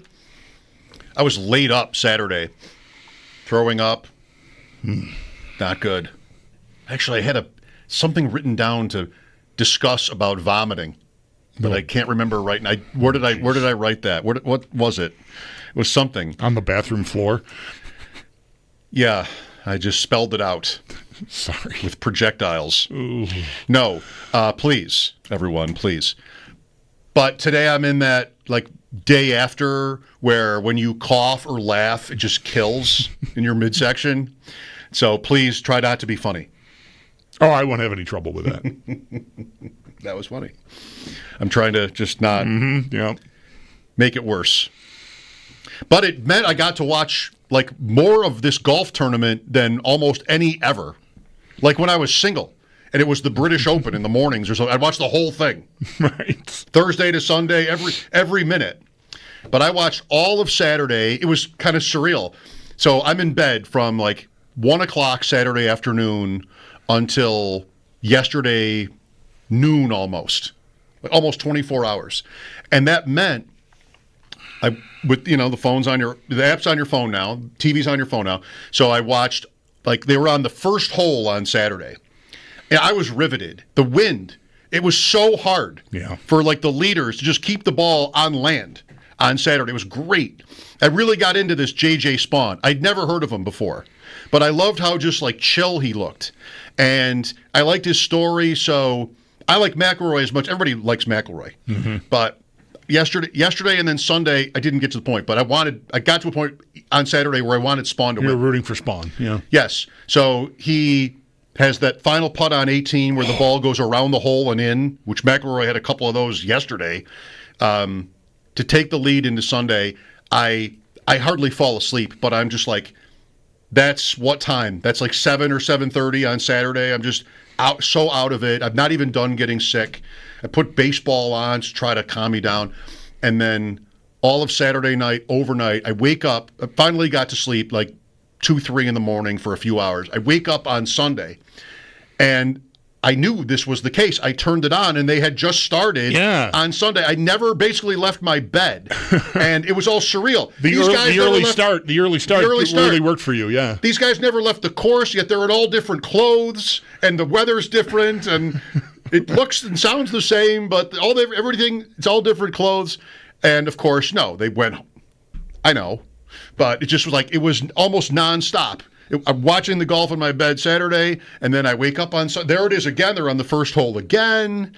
And then you had the rain delay. I'm up by then and watched the end of it sort of like a normal person on a couch with a glass of water on Sunday at supper time. On Sunday, right? Not at 2 instead, because of the delay. It got pushed all the way to the normal time it would end. That's right. The rain delay put the final few holes on when it would normally have been on, or a little later, but close enough. Yeah. And then this morning, it was not like wake up and turn it on, but I was excited for this morning. I didn't watch as much of it as you on Saturday in particular. I was just kind of running around. I was in and out of it on Saturday. But Sunday, I didn't know. It was definitely on my radar. It's not uncommon for me to turn it on early if there's a streaming option before the network coverage starts. I'll watch that. I'll watch anybody play golf at this point, as long as they're actually outside playing real golf, not in some made-for-TV studio stadium playing, simulator golf, like the Tiger Woods thing that's happening on weekdays. Anyway, I didn't even know. I went out, ran some errands yesterday morning, got home, and Owen was making breakfast and said, the big guys are already playing. They pushed it up. I'm like, oh, my God. So I scrambled in. I think I missed maybe the first 5 or 6 holes and then was there right through. And, your guy was that was pretty close on 18 yesterday to win it. And then today, just tough. He left everything short on the greens yesterday. And today he didn't hit one good shot. No, really. No. He's asked about 17 in the second of the 3 playoff holes. Spawn, they were all sort of baffled or just interested in how he hit it perfect, but it went over the green, and he's like, "Where's the ball?" And then in the interview, it's more of that. But he did not hit a good shot in the playoff. Right off 16 in the rough, and then mishit his second shot, almost went in the water. Poor bunker shot. They say that's the first greenside bunker he was in 4 days. Yeah. 5. So he's got that, misses that putt short, and then 17's a debacle, triple. Hope I'm not spoiling this for anybody, but it's sports. It happened. It's over. Yeah. Then 18, more of the same. He just didn't hit a good shot today. McElroy came in +1. And that wind was so tough. You could see him. They did a great job, I thought, on the broadcast. Rory hits his shot at 17 there, and the wind is blowing. I think it's in their face, 20-mile-an-hour wind, right? And did you see the little replay of Spawn looking, staring at Rory's back? What club did he just pull out of there? It's good. And they didn't seem to have. He and his caddy, Spawn and his caddy, were debating what to do there. And did Spawn afterwards say the wind just didn't? It died down, right? That's what. So he sailed it over. Because you're 20-mile-an-hour wind, but if it dies down just at the wrong time, yeah. And I think that's what happened to him, because that looked like a really well struck shot and everything. It just went 10 or 20 yards too far. They're showing the wind gauge on the screen, and it would be 28 miles an hour, and then 2 seconds it would be 5 miles an hour. Yeah. How do you even the Island Green? How do you even account for that? It's really tough. And they were also showing how the wind up here, which you can't feel, is this, but with the grandstands all around you, the wind that you feel is actually this. Hard as it gets. And the interview with him today ended with the announcer saying, "You made a lot of new fans." Consider me one. I'd never heard of the guy, and I'm interested in him now, JJ Spawn. But would you also? Yesterday, so Saturday and Sunday, I'm just this is all I'm doing Saturday is watching the golf, just feeling horrible. And it hit me, I didn't think I thought this, but watching a whole day of coverage on NBC, I thought, this is way better than CBS. And I was trying to think about why, because I'm not really a Dan Hicks fan. He's fine. I like Nance. But I thought Kisner was really good. Faxon is really good. The course guys, I need to listen for this now at the Masters. The course guys were really specific on how to play shots, and there was McElroy pulled an iron out yesterday, and the guy explained the 9 is the only club he can hit here because of his you would have to know so much, his usual trajectory and just what was in his line of sight, all this. And so I'm trying to figure out, why do I like this coverage so much? There were no interviews. Saturday, whatever that was, 6 hours more, they never cut, and they talk about limited commercial interruptions, and I guess maybe CBS would have that too. I don't know, but it felt like I was just watching exactly what I wanted the whole day, and they weren't stopping to interview everybody who came off the course and ask them, who cares, right? I mean, most these sideline interviews are almost always in all sports a total waste of time. So they're not doing that. The only interview they did was after the round, I think with Spawn, who was in, like they did, and the golf was over, or maybe somebody had one hole left, but it was just like constant. Yeah. And I loved that. I did not notice that, but that feels uncommon.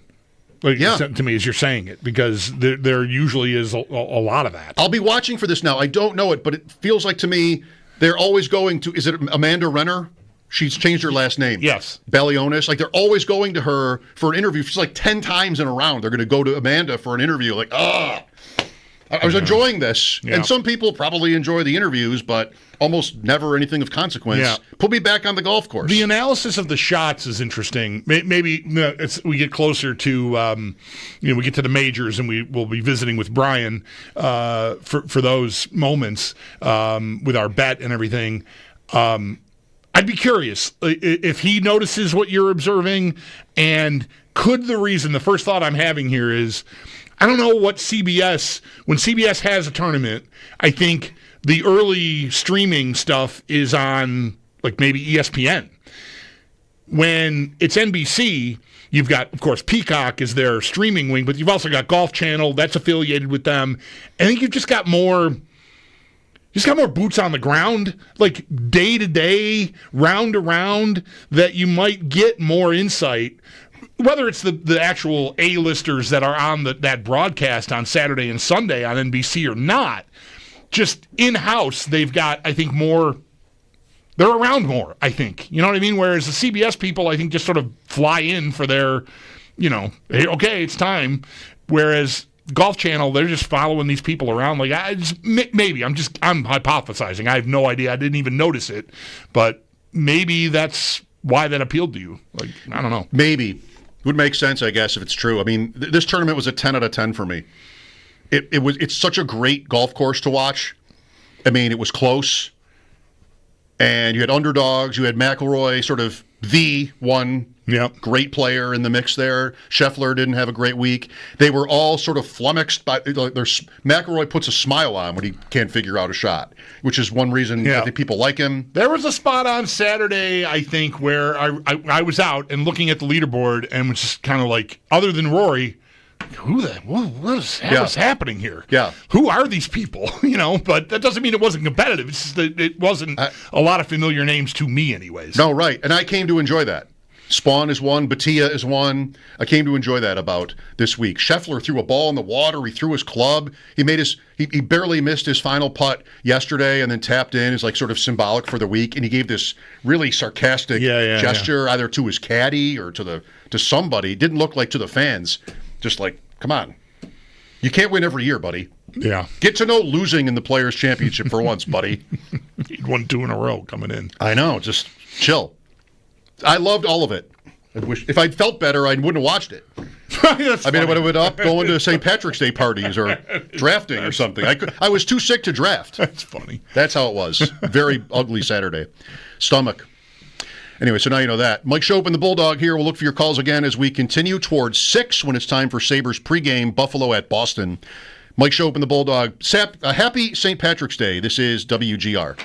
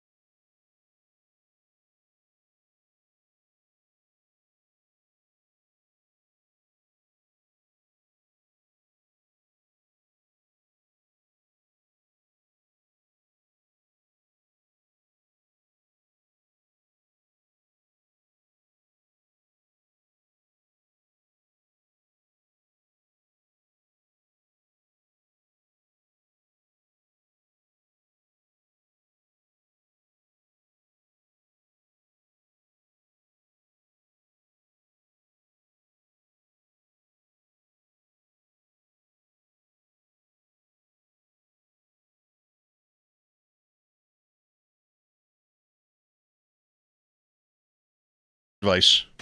I'm not too sick to draft today, as You got it, man. You know. Yeah, I'm here for you. Bulldog wants me to not draft Najee Harris, which is usually good advice. Well, you said you wanted to dare the people behind you to do it. I said, do it. Yeah, if they do, then what? I don't get Najee Harris? So what? Okay. Pick another running back. George is next. Hello, George. Hey, how you guys doing? Great. I was just calling about the Sabres game. I brought my 3 young boys to their first Sabres game. I drove across state with the wife. It was a great time, exciting game to be at, obviously. But I just have a few takeaways from it. I wanted to get your guys' opinion. One, watching the game, hopefully Owen Power will grow into a better player, but he just seemed kind of lost out there that game, not being sure with his hands and his passing. And, the Sabres in general are missing a lot of passes, weren't crisp and fanning on a lot of shots. So ultimately we, got through it. And also, when Kulik went down, it was nice to see Krebs step up. But where was the rest of the team? The whole team should have jumped on them, instead of just watching.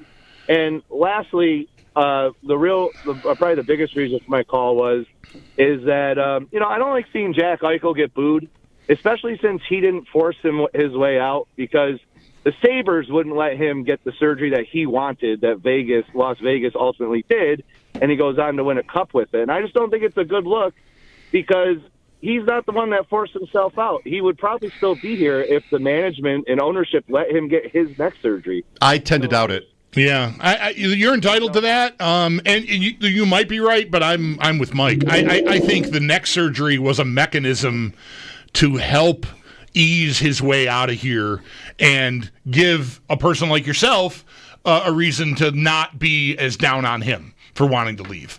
I think it definitely played a part, but I think it was a convenient way out. And I, for one,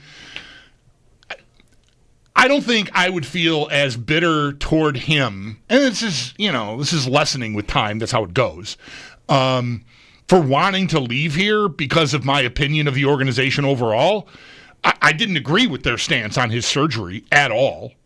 They should have allowed him to get what he wanted to get done.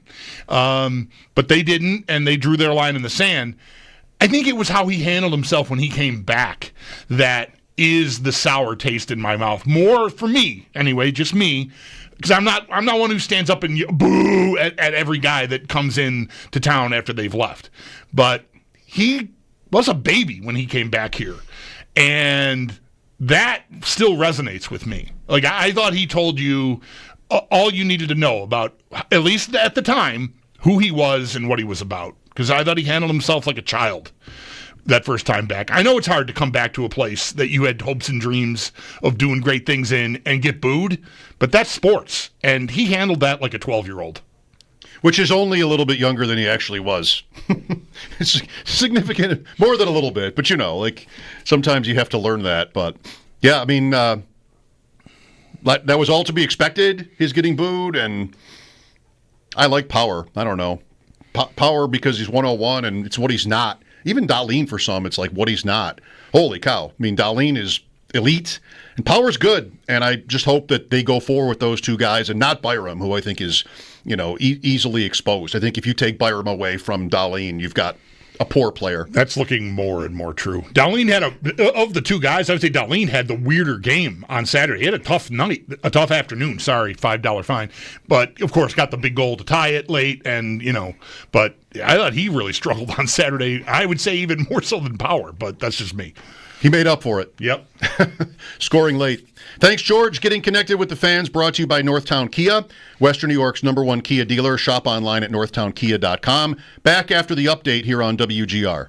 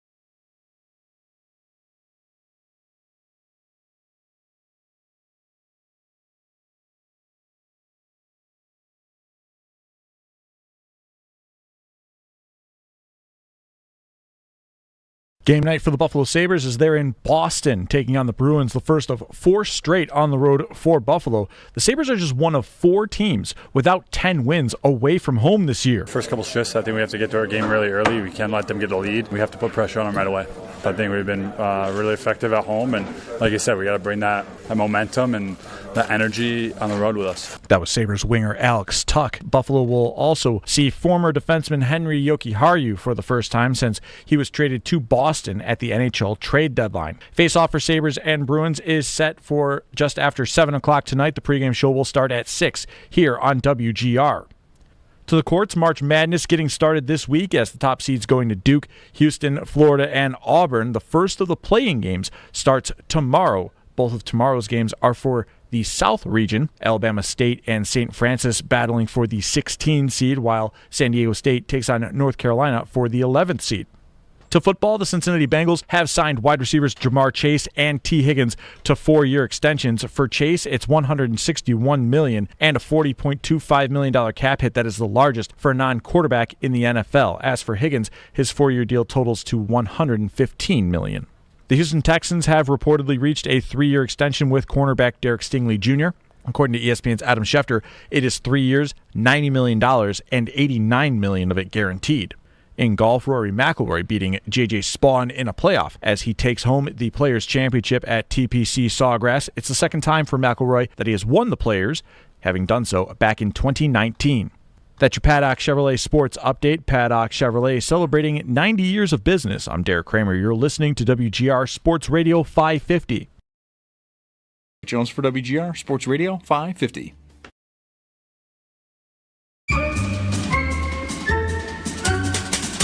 It's Mike Schopp and the Bulldog. I got a speeding ticket in the mail yesterday. In the mail? Yeah.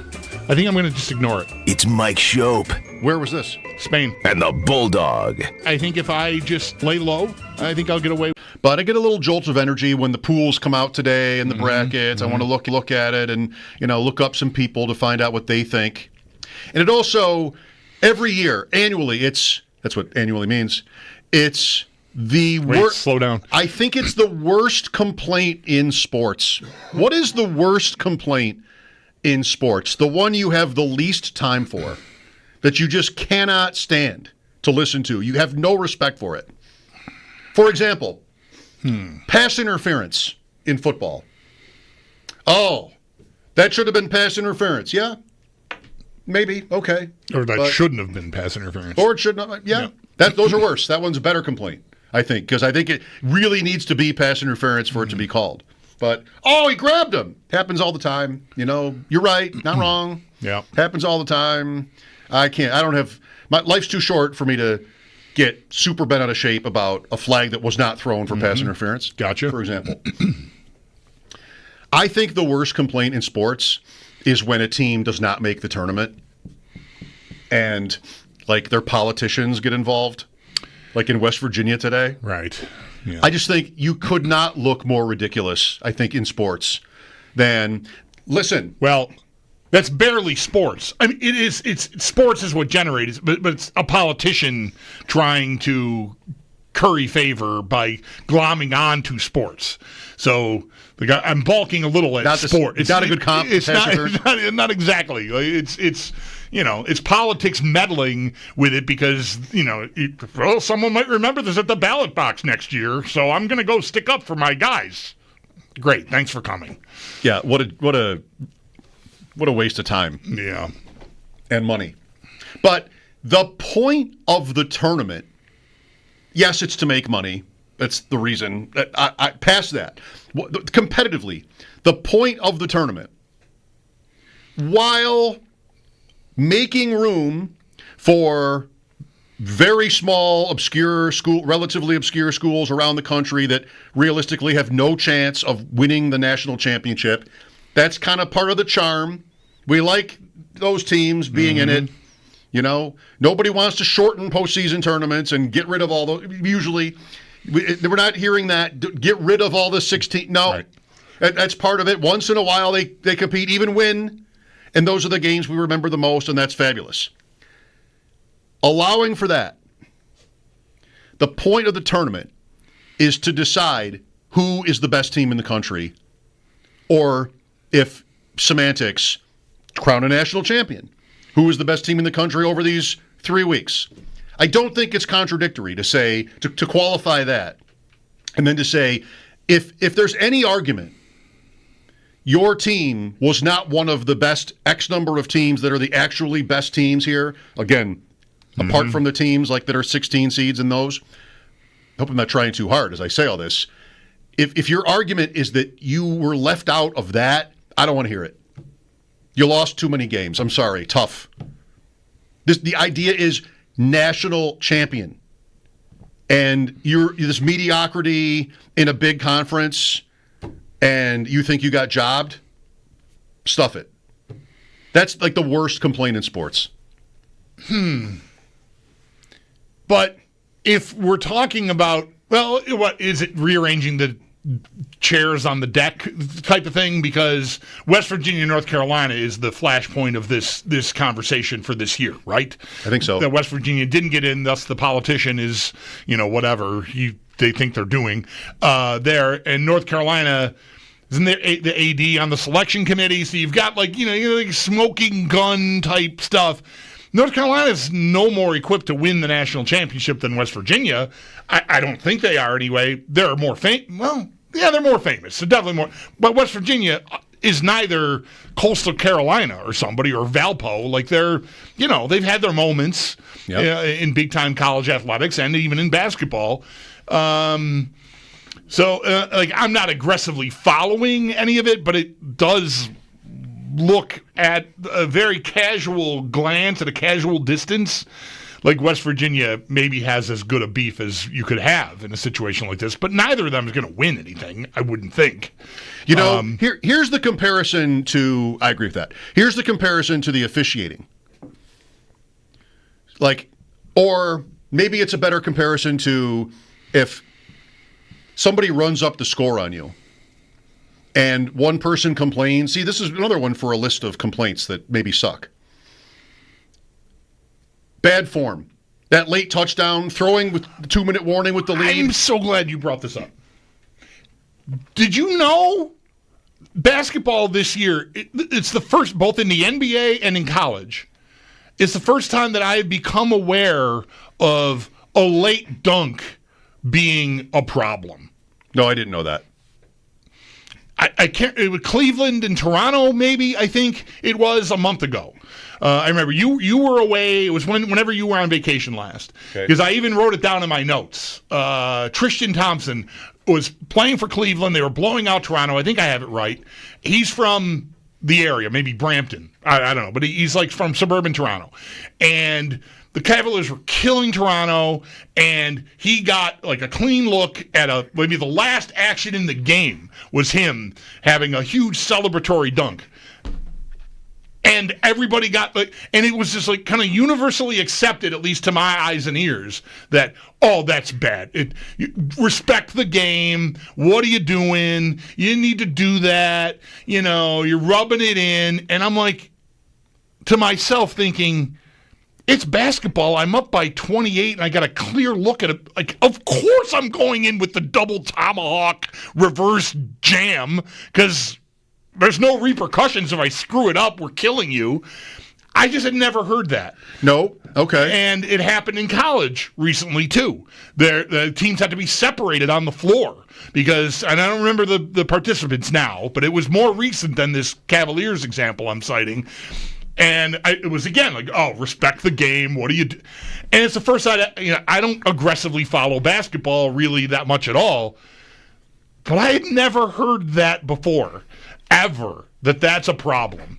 It's a little bit like maybe the Ottawa guy taking the big wind-up on the empty net last year against Toronto. And if you remember that, like clear look, the game's already cemented, and he got to below the hash marks and wound up and took a slap shot, and Morgan Riley jumped him.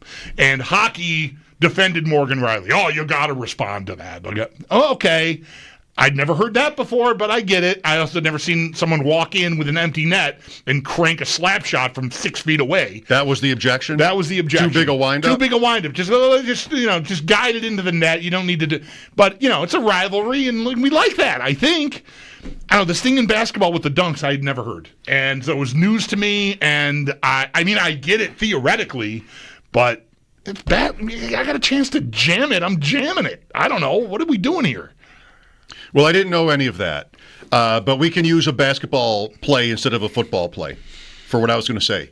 Like I was going to say in football, late touchdown, they're throwing with the lead, 2 minutes left, the game is over, and there are two reactions to that, or this. One is A, B, and C, why that is bad sportsmanship, and that's a problem.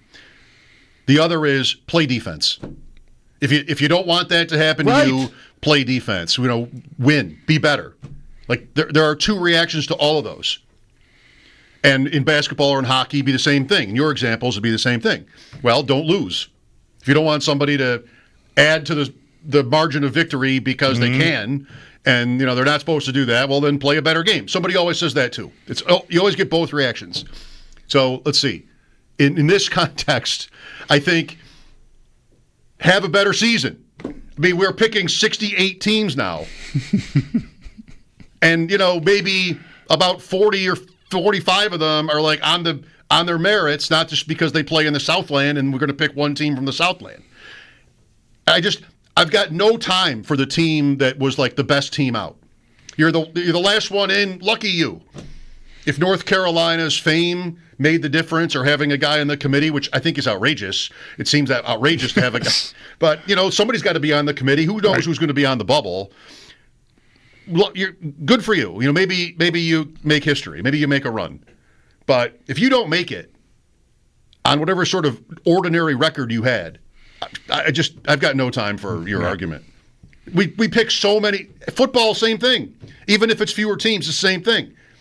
There's room for a team in a smaller, either sport, league that had a great season, undefeated or whatever, but they don't get the respect. And football has kind of changed in this way. They can't get the big teams to schedule them, so they don't get to really test their mettle. That happens in basketball too, sure. Part of what football did by expanding is to make some room for those teams, like for Boise this year, where before, like we know you're still not one of the best four, and we had that happen. They had that show this year too. But okay. Let's stretch it out to 12 and see if we can at least address some of that inequity. The West Virginia argument is the worst argument in sports. Well, how many games did they lose? Probably like more than 10. 10 to 15 games, probably. I didn't ever really catch They played 35 games now. Record. I'm guessing their record was probably something like 18-14 or something like that. Sure, that's believable. Yeah. That doesn't matter to me, but just to say, like, all those teams that make it, you're the one that didn't. Shut up. Have some dignity. Next year, play defense. Next year. Right. Play defense next year. Win one more. Make it harder for them to leave you out. That's what you tell your kid. Your kid wants to make a team. 100 times out of 100, yes. Then he doesn't make it. What are you going to do? Complain to the coach? You're going to... maybe there are times when you would do that. I'm not saying you could never do that. Not sure the comparison works in all situations. Right. But what would you want the teaching point to be? You just got to work that extra more. Make the decision next year. Make the decision for them. Become undeniable. Right. Which isn't always possible. Mm-hmm. But that would be, what you'd want your takeaway to be, I think. I'd want it to be mine. Oh, well, that felt good. That's good for you. I hate listening to the who got snubbed, which, by the way, of course, is not the right word, but that's gone rampant for years now, so we always use snubbed. Which means, by the way, if anybody cares what words mean anymore, it means that you were intentionally left off the team or intentionally left out of the tournament, that you didn't make the All-Star team because we don't want you on the All-Star team. Think of the ego in that. No, it's not that. It's just, we can only pick so many guys here. It wasn't personal. Sonny? Probably. Usually it's not personal. You're not snubbed. You just weren't picked. Happy St. Patrick's Day, everybody. Oh, the green beer is flowing in here.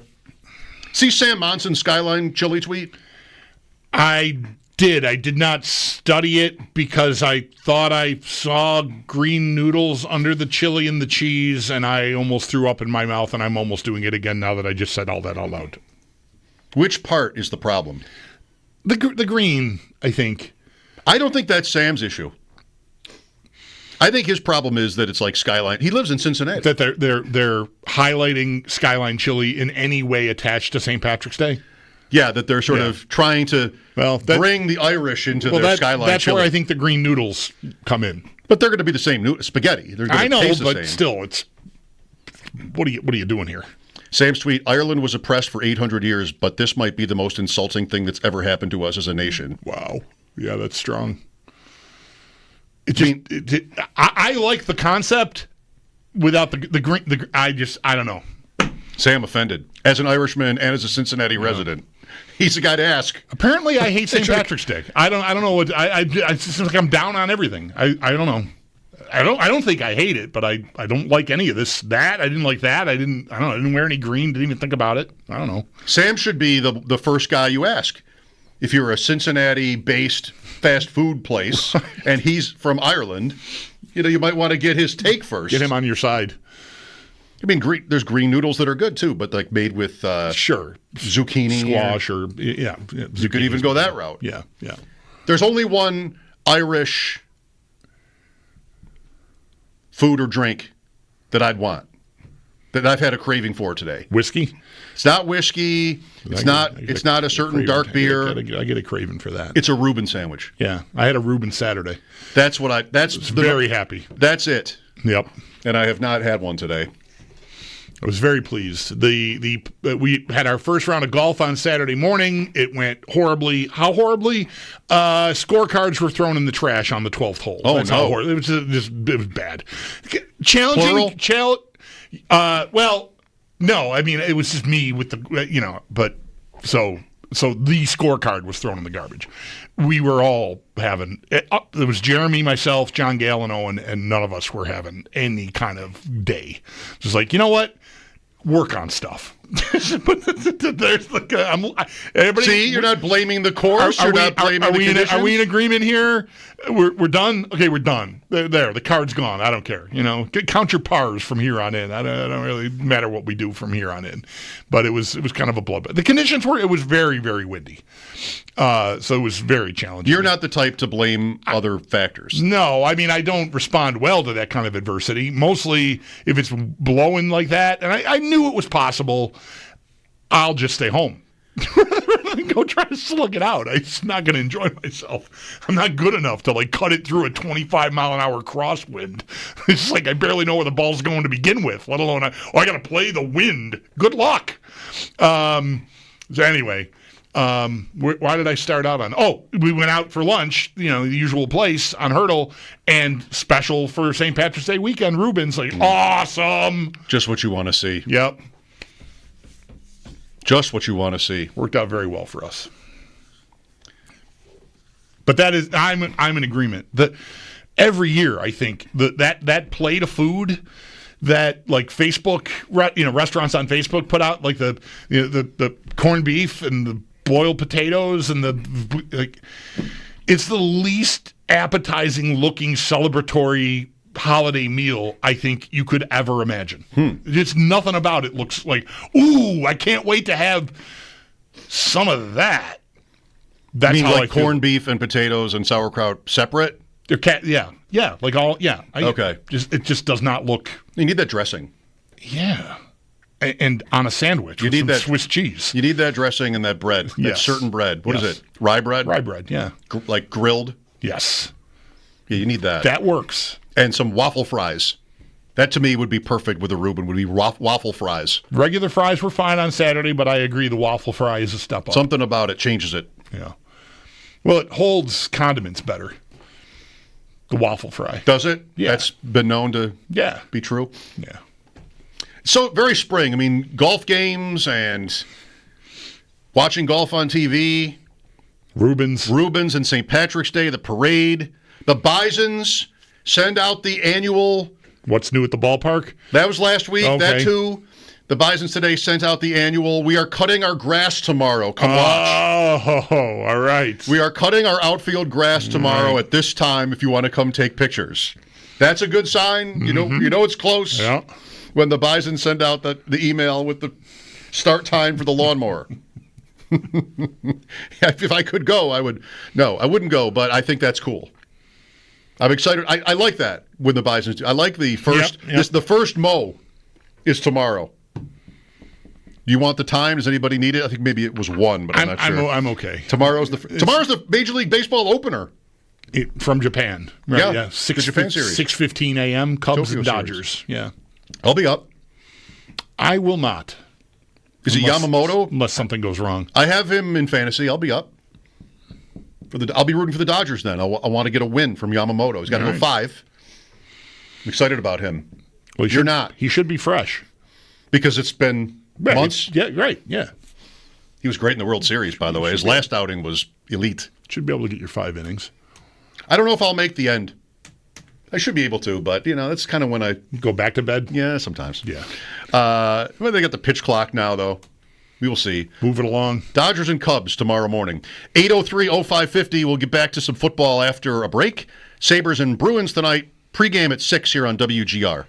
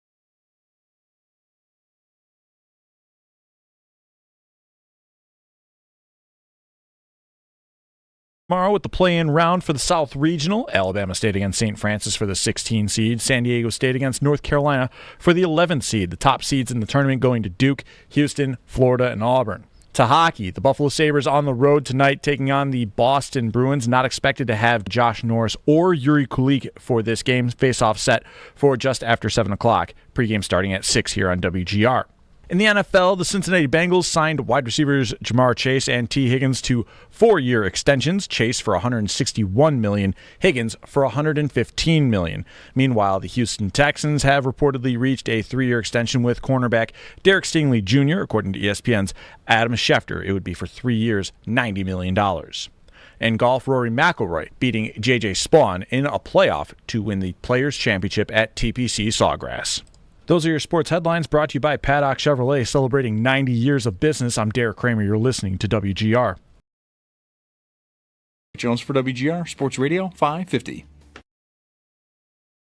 Love Josh's game. I would say the first thing, Mark, excellent route runner. He does not give indicators. A lot of guys give indicators whether they're about to stop, break, sets guys up. If you watch his film last year, I thought there were a couple touchdowns that got missed that he double moved. You know, on the card, he's around 4.5, but I'd say his play speed's faster. Build to speed when he's up and running. He can play inside. He can play out. He's a smart player. You know, we look for that in this offense so that Joe can move these guys around. Brandon Bean on Friday. Mike Schopp and the Bulldog here. Trista tomorrow makes an appearance. She's got, I tweeted a link to it. She's got her own Survivor tournament pool, very similar, if not identical, to Joe Ostrowski's that we've played in. She's doing her own. I asked Joe, is it okay if I promote Trista's? Because his, I think, had a bigger following and hers is new. Anyway, there's both out there. And he said, no, I'm done with you guys. I'm never coming on again, and I'm going to tell Sam to do the same. No, none of that happened. He said some of that. He did say some of that. Well, you would know. I have no idea. Yeah, no. Anything you want out there, right, in bracket season? I mean, the big ESPN ones, the Office ones, I don't know if we have that. That's kind of ironic, isn't it? Like, for years, yes. We've not had an Office pool at the sports station. Yeah, I think that's that's one of those things that never came back after the pandemic. That and, like, Super Bowl squares, I feel like, have gone by the wayside. I ran it for a while, but stopped. Yeah. Yes, squares, maybe we had squares. You're right. Maybe not, though. So I like these Survivor ones. There's some good game theory in the Survivor ones where you pick, well, how many days is it? 4, 8, 11, or 10? Maybe it's both in the final 4. 10, 11 rounds, if you will. And you have to get a winner right each day to advance. You have to get one winner, no spread. Who wins? You can only, like any Survivor pool, you can only use a team once. And it's very possible to have success but run out of teams this way. So you got to make sure what you want to do is leave some of the top teams. Right. Don't use Duke right away, probably. If you think they're going to go all the way, you wouldn't want to use them until the end. Right. So you just have to kind of predict most of the tournament. That's all. That seems easy. It's all. They're all that. That seems like something that a person who hasn't watched 15 seconds of college basketball all winter should definitely spend $50 or $100 on. I kind of think that's the trick. That's a good thing. That's what I would say, though. As likewise. Yeah. No, advantage me. Advantage us. Yeah. Because we know what we don't know. It's going to be you. And we're not too... Are you not going to play this time? I don't think I'm doing anything. You can get sort of biased by the one game where you watched where Michigan was good or something. Yeah. Although they won the Big Ten, I think. The only way I could get pulled in, well, it really isn't. I'm traveling on Friday morning, early Friday morning. We are flying. And if that were Thursday before the tournament starts and I'm cooling my heels in an airport for 4 hours, you know, I boredom / interest, wanted to be one of the guys, whatever, like different things could work on me. You know, I could see me on a layover in Orlando, at 10:30 in the morning, finding a bar, going, okay, let's get what's Joe got going, Trista, okay, but That's a perfect airport lounge activity. Absolutely. But the thing will already be a day old by the time I'm doing it, so I'm not going to dive in then. So if I don't get there before then, which I probably won't, then I'm probably just going to sit this year out. Okay. Not like that's a big shocker to me. I don't think I've done much. I did do the Survivor thing, I think, last year with Joe. But I don't know. 2 or 3 years ago, I think it was, I really felt like I should have won. It came down to Villanova-Houston. Should have won is rich. If Houston beats Villanova, I've got it. There were tons of upsets, and I made it to it was the regional final, whatever region it was. The Topeka region. Thank you. Maybe it was. Villanova-Houston. Just some good Topeka people. Everybody liked Houston. They were going to be my team. Waited until late in the tournament to pick them. They weren't a 1, I think. And Villanova won. Remember the day. Had family over. All we need is Houston to win. That's it. Are you going to bet Villanova then?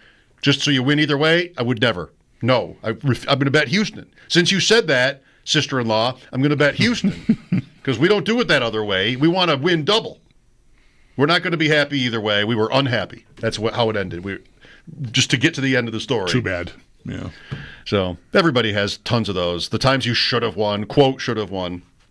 How about today's latest PFF mock draft report? It's another corner. I don't remember the name. I don't have it. If I have it right, I think I saw something. I saw a mock draft with a corner's name who I'd not seen before.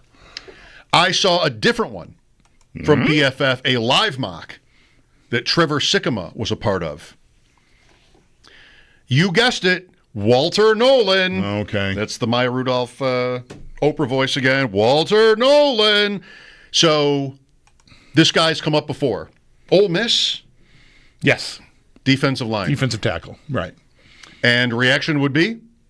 Fine. Fine. There it is. Our favorite F word. Fine. Fine. You need it. Hopefully not. You hopefully don't get the press conference after the draft. Like, yeah, we just found out he's going to have a 6-game PED suspension. Right. But I was too late. Let's not do that again. So, Walter Nolan. From this mock draft, a couple of interesting things. 2 guys, including Trevor. I didn't know the other person's name when I saw it. I guess I could have written it down, right? Emeka Egbuka, out of the first round. Ohio State receiver. Right. In fact, only 2 receivers picked in the first round. Wow. Is that the Missouri kid? No, I think it was Luther Burden. That's the Missouri kid. Oh, yes. And then Arizona, right?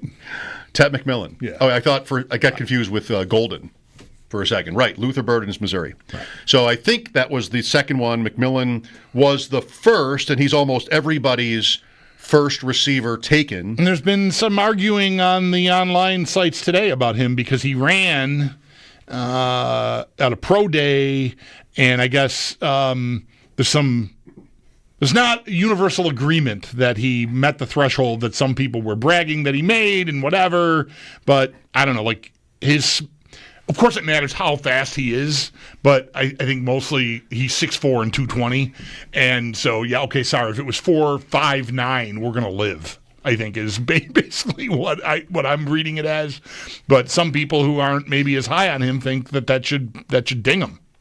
Yes, fast enough, but right, I guess what happens is, like, some of the bigger reporters will tweet a time that I think others who are not on the same level of prominence tell you, and I think they're probably right, that the time is like, if at a pro day, how many people are there with stopwatches? 50? I think I read that there were 24 teams represented there, so yeah, I don't know how many of them are actually, hand timing. So there'd be different numbers. Right.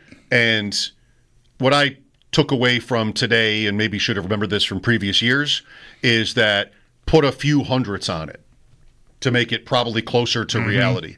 But still, is the guy fast enough? He didn't run at the combine. McMillan, he came in around 4.5. This PFF mock draft had him go at 6 to the Raiders, which I think is pretty cool. Tom Brady, Pete Carroll, Chip Kelly, Geno Smith. Experience. Does this seem like, let's just sort of make a 5-year plan? No, that does not look like a lineup ready for a 5-year plan. Let's go win. Why trade for Geno Smith? I mean, you don't really have anybody. But why trade for a guy of his age? If you're not going after it right away? Let's go put a team on the field here. Yeah. And they could do it. Now's not the time to draft your foundational offensive tackles, maybe. Maybe not. If they draft, say, McMillan at 6 with Bowers, and then Jacoby Myers, who is probably one of the most underrated receivers in the league, he produces, but he's not an alpha.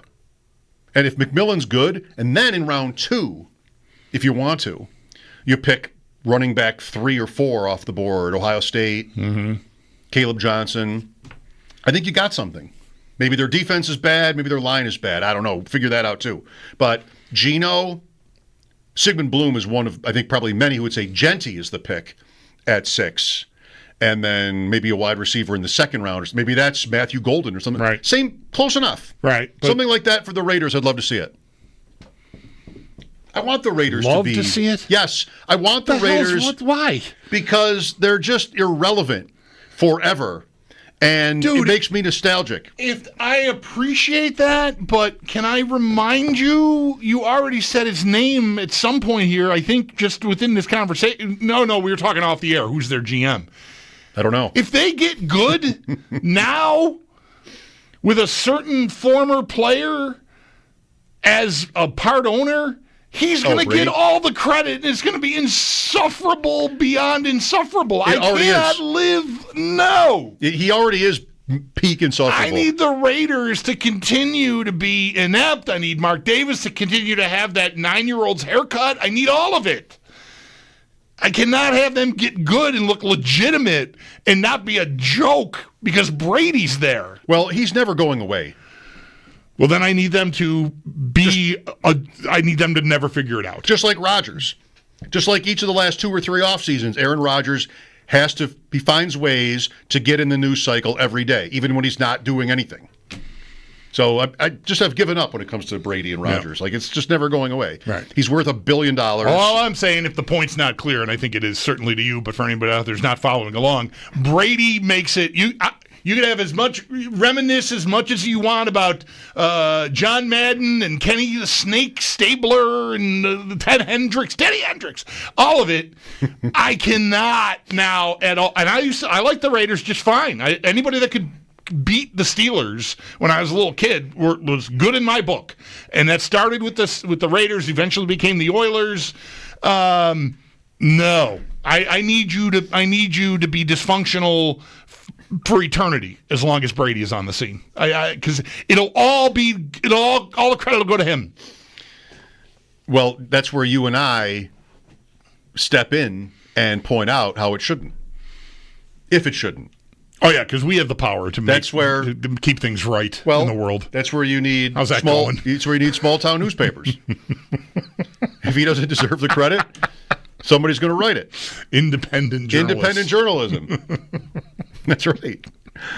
Anyway, well, what is it good to trade for Geno and to do all that and then just like draft guards? I don't know. I think that's kind of weird.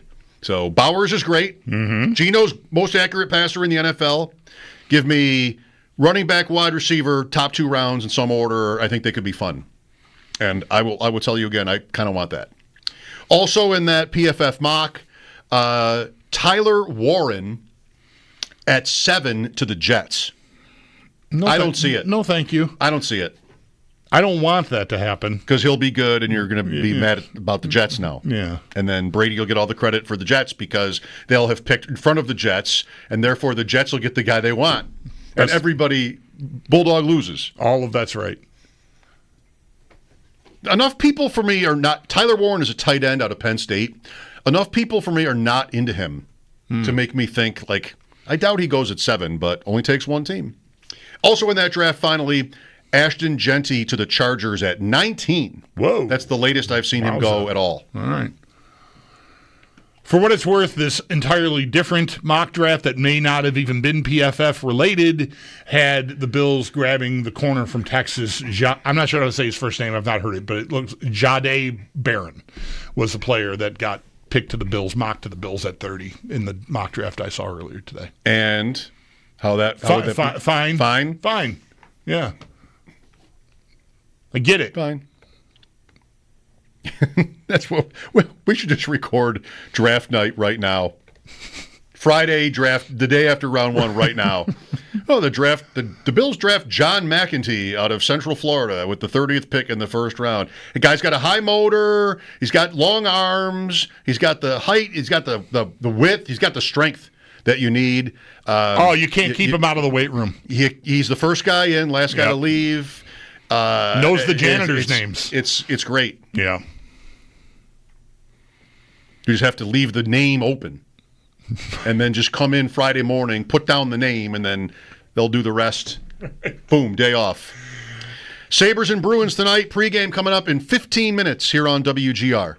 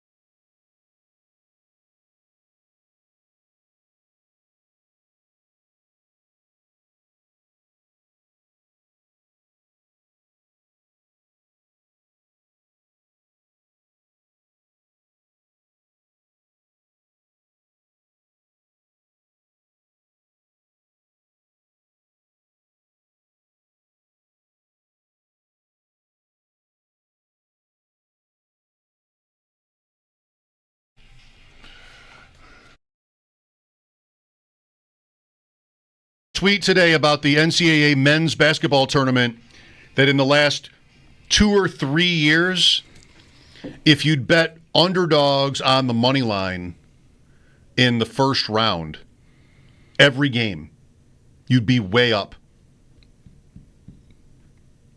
Noted. Was that just what was the time frame? I think 2 or 3 years, maybe 2 years. I think it was more than one. Is it time to overreact to that? I mean, like, go the other way? Will people now, because they all know this, just bet underdogs? I mean, you got to have some 1 or 2 point spreads here where got mostly a coin flip. Yeah. I do like having a plan. If that's a plan, like whatever, I'm gonna do the same thing every game. Like having a plan. It might Tage Thompson business plan, right? Which maybe tonight's the night to get back into that. That went out of business. No, I'm not. Wasn't it against Boston? Yes, it was. Oh yes, boy, it was. Yeah, it's a good matchup then. Yeah. Boston's bad. Yeah. What's the line tonight? Are the Sabres going to be favored? No, they're not going to be favored in Boston, right? No way. What's your guess? I'm going to say plus 140. Tops. I'll bet it's lower than that. They're a shorter underdog than even that? Yeah. Okay. Want to play in New York? Yes, I do. Minus 110, even money. Wow. Coin flip, Sabres on the road in Boston. You know you're having a good year when you can go to Boston on St. Patrick's Day and be even money to win. You know they're having a good year. Boston on St. Patrick's Day. I have a friend of mine who lives in New Hampshire but works in Boston, if not all the time, enough of the time to be at North Station, around the arena on game nights. And the stories, just the Bruins, in his view, Bruins fans are like the worst fans he's ever encountered in his life. There's a dude, coming out of work and, getting on a train and dealing with people who are just, whether it's a Tuesday night or whatever, just looking to wreck stuff. St. Patrick's Day on top of it, it's just got to be what a scene that's got to be in Boston. At least it's not the Celtics? Holy cow. It's probably going to be quite a thing. Well, I wonder what the vibe is like, though, with them. Like, it's their first bad year in so long. Yeah. Marchand traded. Maybe it's pretty tepid tonight. Then there'll be a bunch of angry drunk people. We'll see about the slither when Paul comes on after the update. Will there be slither? Is Boston a slither town? It's hard for me to say slither today for some reason. I'm not anticipating slither. Slither. Slither was Paul's dad's word for, like, organ music of, like, recognizable songs. It was Counting Crows or somebody the night we discovered Slither in Montreal. Is that what it was? I don't know. Well, something. Backstreet Boys. Something where the letters were the same. Paul Hamilton in the pregame show after the update. If you missed anything from today's show, including Sal's visit, check it out on the Odyssey app. We started today way back at 3, talking about how great the Bills' home schedule is this year, and now the Bengals' moves sort of kind of get the Bengals back to more like what they've been. Those guys didn't leave. Higgins didn't leave. Chase. And they're on the schedule too. So a lot of fun days or nights to imagine. Probably a couple, at least, will be nights with the Bengals, the Ravens, the Chiefs, and the Eagles all on the home schedule for what will be the Bills' last year in their current stadium. Also the division teams, there'll be nostalgia with that, and not to be ignored, Tampa and New Orleans, but there'll be something fun about those games, of course. Paul in the pregame show next. The Sabres face Henry Jokiharju, Casey Middlestat, and the Bruins after the pregame show, which starts next. Mike Schopp and the Bulldog, WGR.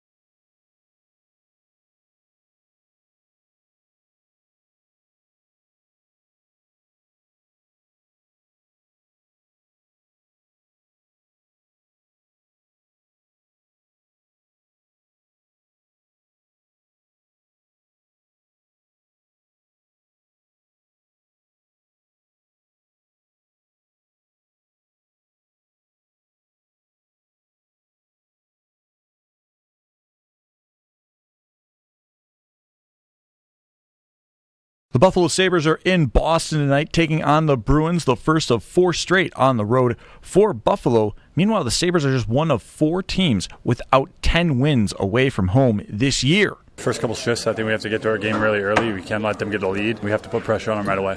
I think we've been really effective at home, and like I said, we got to bring that momentum and that energy on the road with us. That was Sabres winger Alex Tuch. Who you'll hear more from during the pregame show coming up next. As for this game, the Sabres are likely to be without J.J. Peterka, Josh Norris, or Yuri Kulich against Boston. Buffalo will also see former defenseman Henry Jokiharju for the first time since he was traded to Boston at the NHL trade deadline. Face-off for Sabres and Bruins is set for just after 7 o'clock tonight. The pregame show coming up next here on WGR. Elsewhere around the NHL, 4 other games going on tonight. Philadelphia is in Tampa Bay taking on the Lightning. The Devils and Canucks facing off at 7 o'clock as well. 7:30 face-off for Toronto and Calgary. Meanwhile, at 8 o'clock, it is the Kings against the Wild. This update is brought to you by Fiegel, Carr, and Joyce, your border attorneys. I'm Derek Kramer for WGR Sports Radio 550. Jones for WGR Sports Radio 550.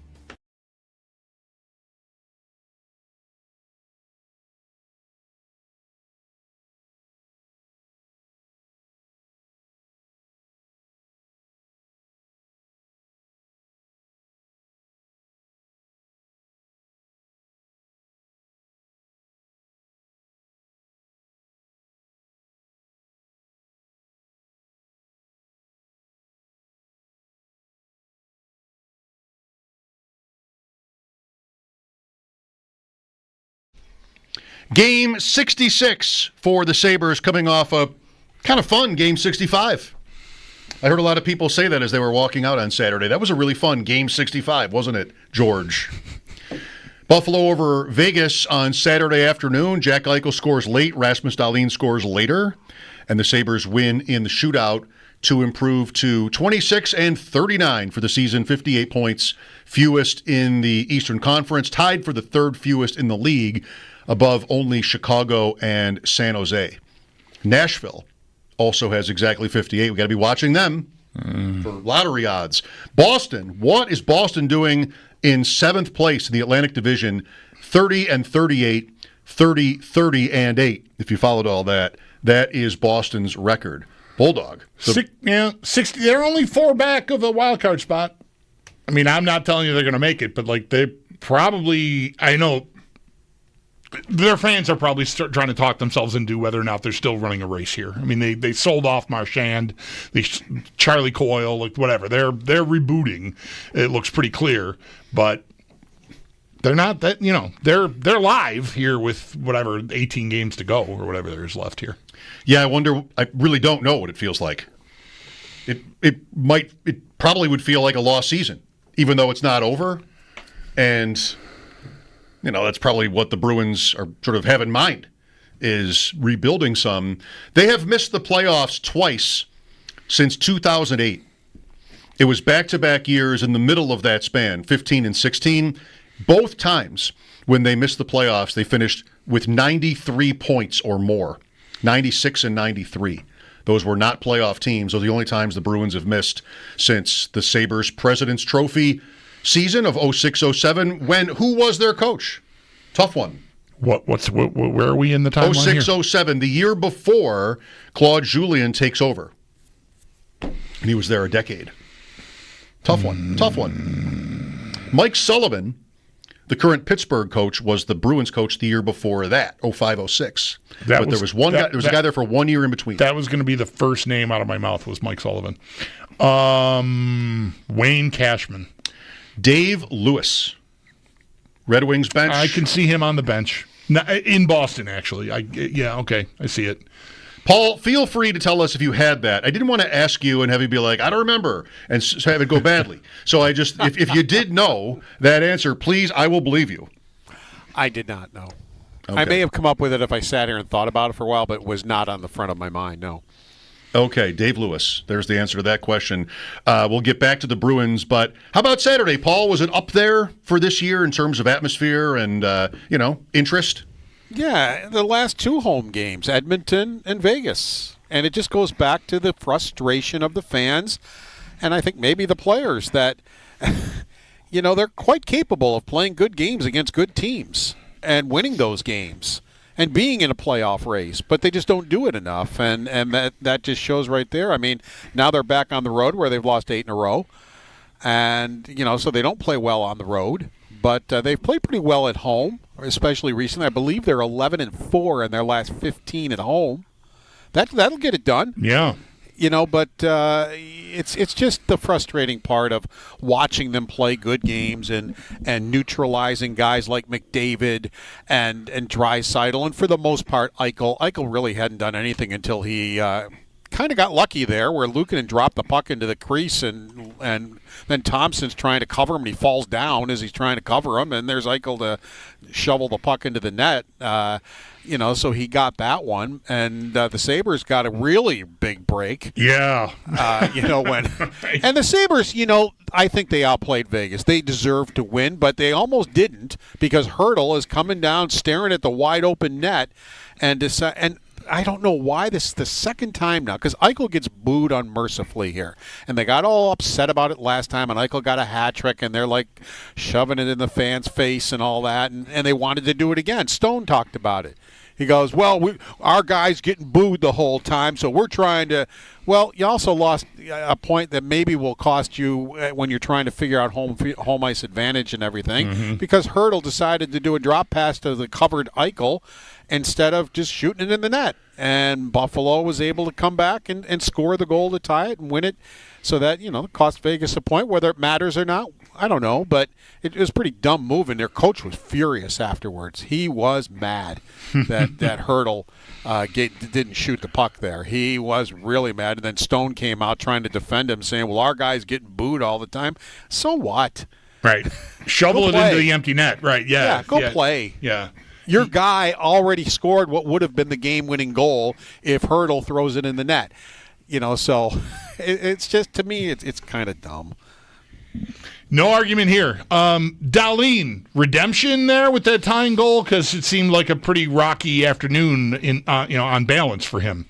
Yeah, and he was the first one to say it in the live post game where we had to bleep it. That he screwed up, so to speak. The 3 goals against, he was on for all 3, and a couple of them were because of his turnover. So but then he comes back and does score that goal, on the good screen by Tuck on the 6-on-5. So he was able to come back from that. And Lindy Ruff afterwards was pretty blunt that he's kind of tired of these turnovers, and because really Buffalo outplayed Vegas by a lot, but they made 3 goofball mistakes, and they all wound up in the net.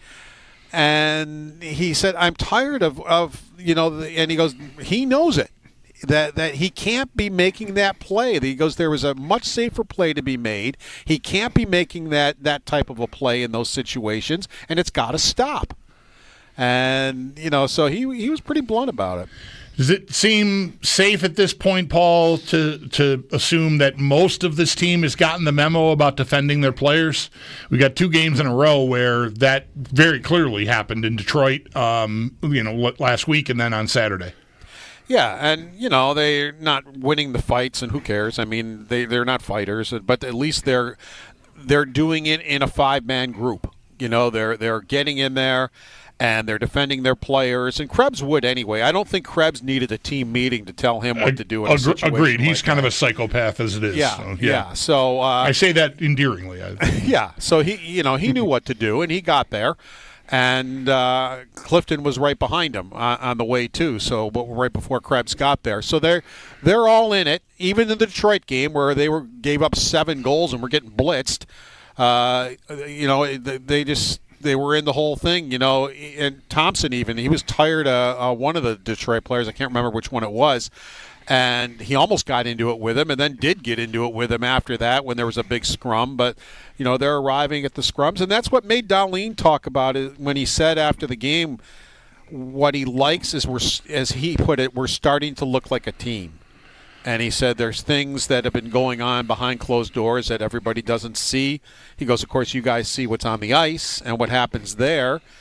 But he's talking about, some leadership qualities from some guys maybe are speaking up that weren't before. And then Lindy Ruff, you'll hear about it in just a moment, talked about it, that, what's going on behind closed doors is them talking about how you become a team. And it's being a teammate, being there for your teammate. And it's not always just in a brawl. When you're there for your teammate when a mistake is made. And he talked about Krebs. He says there's a 2-on-1, and they had given the puck away. They made a really bad puck decision, but Krebs just busted it back as fast as he could, dove, and got back and broke it up. And he goes, that's what I'm talking about. He goes, there for a teammate who maybe made a mistake, but you can help him out. He goes, that's how you have a teammate's back. And he goes, that's what we're trying to get here, and that's what we're trying to learn here to become a team. Paul, how about a few minutes on the Bruins here as we take a look at our spotlighted matchup, tonight's opponent. Brought to you by Tullamore Dew Irish Whiskey. When it's game time, it's Tully time. Pretty foreign territory here to be selling off cornerstone players of the franchise history like Brad Marchand, Casey Middlestead, and Henry Jokiharju are here now. Like it's a weird spot to see the Bruins in. Yeah, it is. And even though they've only won 3 of their last 13 games, as you mentioned at the top, they're only 4 points out of a playoff spot. It's kind of amazing. And with what they did at the trade deadline, they're not trying to get in the playoffs. I mean, they'll play their best. I mean, look at Pasternak leads their team in scoring with 82 points. The next guy is 42 points behind. Right. Pavel Zacha. That's what they're up against now. And, Henry Jokiharju's on the top pair with another former draft pick of the Sabres, Zadorov. That's what's going on there. A guy who I won't put words in your guy's mouth, but I think we can safely say was a bust as a 8th round overall selection in the draft. Casey Middlestead, he hardly even lasted a year in Colorado, and they were tired of it, so they got rid of him. So he's now one of their guys, and he's probably just going to wind up a journeyman in this league now. So that's who they got because they got rid of Coyle and Marchand and others. So Brandon Carlo, yeah. So that's what you're up against, but. Every time the Sabres come up against a, quote, slumping team, it seems like they hand them a victory. And here they're playing the Boston Bruins, who are a slumping team. So Boston may be in for some good luck tonight. We have about 2 minutes tops here, Paul. Can I go back to Krebs just to get your opinion on whether he's at his ceiling as a player? He did just turn 24. Is there more in him?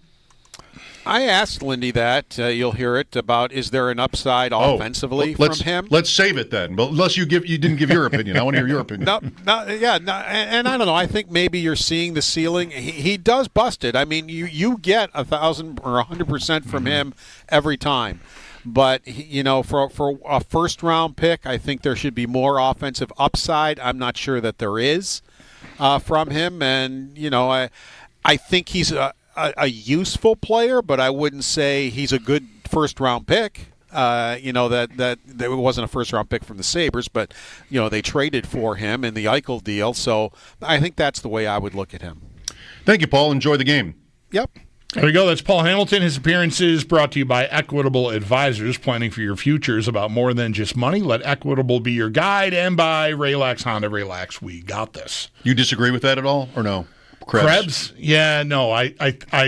He's gotten the look on occasion with the more gifted, skilled players, and I don't know. I like him a lot as a player because I like a guy that's a little screw loose and will get in there, and even if he's going to get his he's at a disadvantage physically, is not afraid to get in there and mix it up. I think teams need guys like that, but.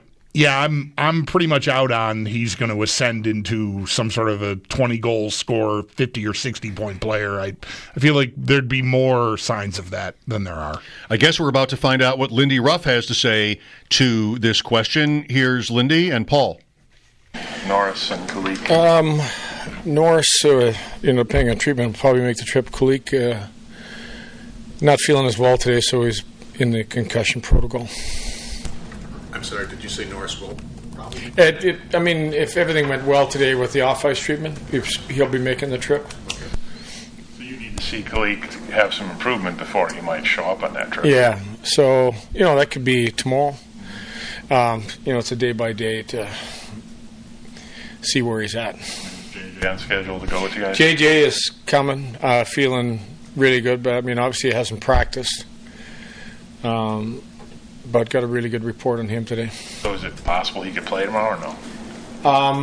I think it's possible.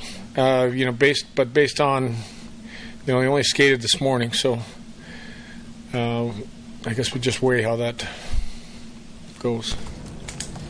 We have four games coming up on the road. First with the Bruins, they're so different with all the moves they made. Is it more just paying attention to what your game is and worrying about what the Bruins are going to do? Yeah, we have to play a better game on the road. We haven't played. I thought the last 40 minutes in Montreal was good hockey. The Detroit game was not good in any sense. We got to simplify our game. We got to take care of the puck better. We got to stay out of the penalty box on the road. Are you playing with enough, enough intensity, enough purpose on the road at times? I mean, it's hard to believe when you sit here in the middle of March and look, you have 9 road wins, and it's just, you see some of the way you guys play at home. How do you translate some of the jam we see here to some of the games on the road? I think, we've played better defensively, a lot better defensively at home for the most part. And we got to take that on the road with us. Keep it simple, manage the puck, look for opportunities. I go back to the last time we were in Boston. We played a really good game. That late penalty hurt us. Then we went to the island right after that and played a really good game. That's the type of hockey we need to play. Patient, and then when you get your opportunity, take advantage of it. And really, that's 2 months ago, 2.5 months ago. Yeah, really, to see that I'm kind talking of a long time, where I'm reaching back and looking at games that I really liked. How has Pekka responded to the workload? I mean, he's never played this much in his career, at least as a pro. And how do you think he's just handled it? I think he's handling it. I thought, solid game. I mean, there's been ups and downs, but sometimes it's tough to judge your goalie's performance. When you got to look what he's been facing. But I think from an energy standpoint, he's handling it fine. Mentally, I think he's welcomed the challenge. He likes to play. Go ahead. What did you like about Peyton Krebs' game yesterday outside of the fight? The back check he had on the 2-1. The back check he had on the 5-on-6 play that allowed us to, end up scoring the goal that tied it and eventually win it. Just his, there's not a play he ever quits on. He's got a great engine. His skating. I didn't know a lot about him. I know his skating has greatly improved from the Rochester days when he was there for a little bit. That is the type of engine that keeps you in the game and keeps you on a team, and it defines where he wants to get. Probably where he was drafted as his skill to becoming this guy that can go up the lineup, go down the lineup, get involved physically. He defends well. He battles hard in the face-off dot. And I think he has to claw for almost every inch he gets in this league. And you got to give him a lot of credit for fighting for that. Do you feel there's more there on the offensive end for him? I do. I've had conversations with him about there's been great opportunities to shoot the puck. I'm going to reference the San Jose goal in San Jose where he shot short side top corner. There's odd-numbered rushes where, he's always deferred to pass, or he's been in the offensive zone and, he's looking for a better play sometimes. So I'd like him to shoot a little bit more. I think his mentality is he's kind of looking to make a better play. How tough is that for a guy who, gets drafted as a more skill-based offensive type player, and they get to the league and it's like they're put into the roles where it's you got to defend, you got to be physical, you got to stick up for teammates. That adjustment, how is it to help a guy weather that? I think you've seen him in a lot of different roles with us. You've seen him on the power play.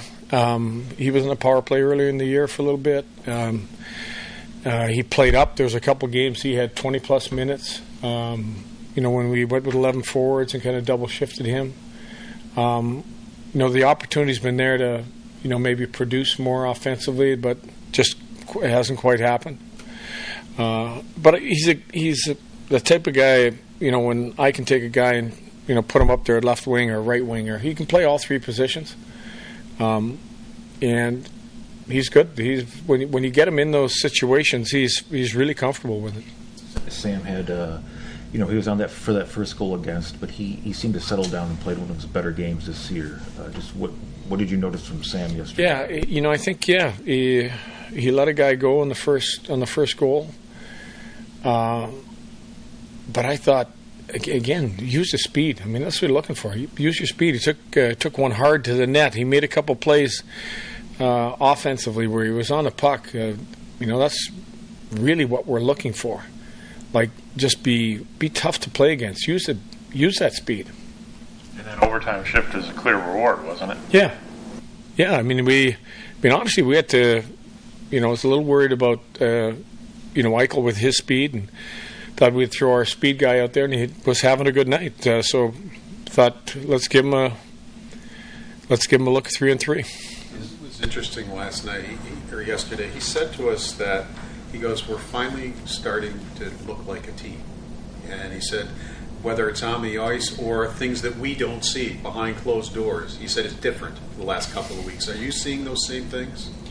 I think we know where we're at, so we're trying to create this identity of where we need to be and what type of team we need to be, and how close we need to be as a team. We're working hard at that part of the game, behind closed doors, about what does it mean to be a teammate, and how hard you need to work for each other, and how hard you need to, I'll references, the Krebs back check again on the 2-on-1. That's a mistake that our D made, but that mistake got covered up because of how hard a teammate worked. That's a key part of being a good team. That I'm going to do whatever I can to bail you out of this situation. How do you work on that? Because some of it, I'm sure, comes naturally, right? Guys caring about each other and kind of having that within them, but what can you do to kind of I can tell you that all these years, not everybody is going to like each other on any team. I don't care what sport you're in, but for that period of time when you put the jersey on and you're a Buffalo Sabre for 3 hours, or you're practicing, you're a teammate. That for me is the most important part. You do what you have to do for a teammate, which will make you a good teammate. That was Sabre head coach Lindy Ruff as we continue getting you ready for tonight's Sabres-Bruins game.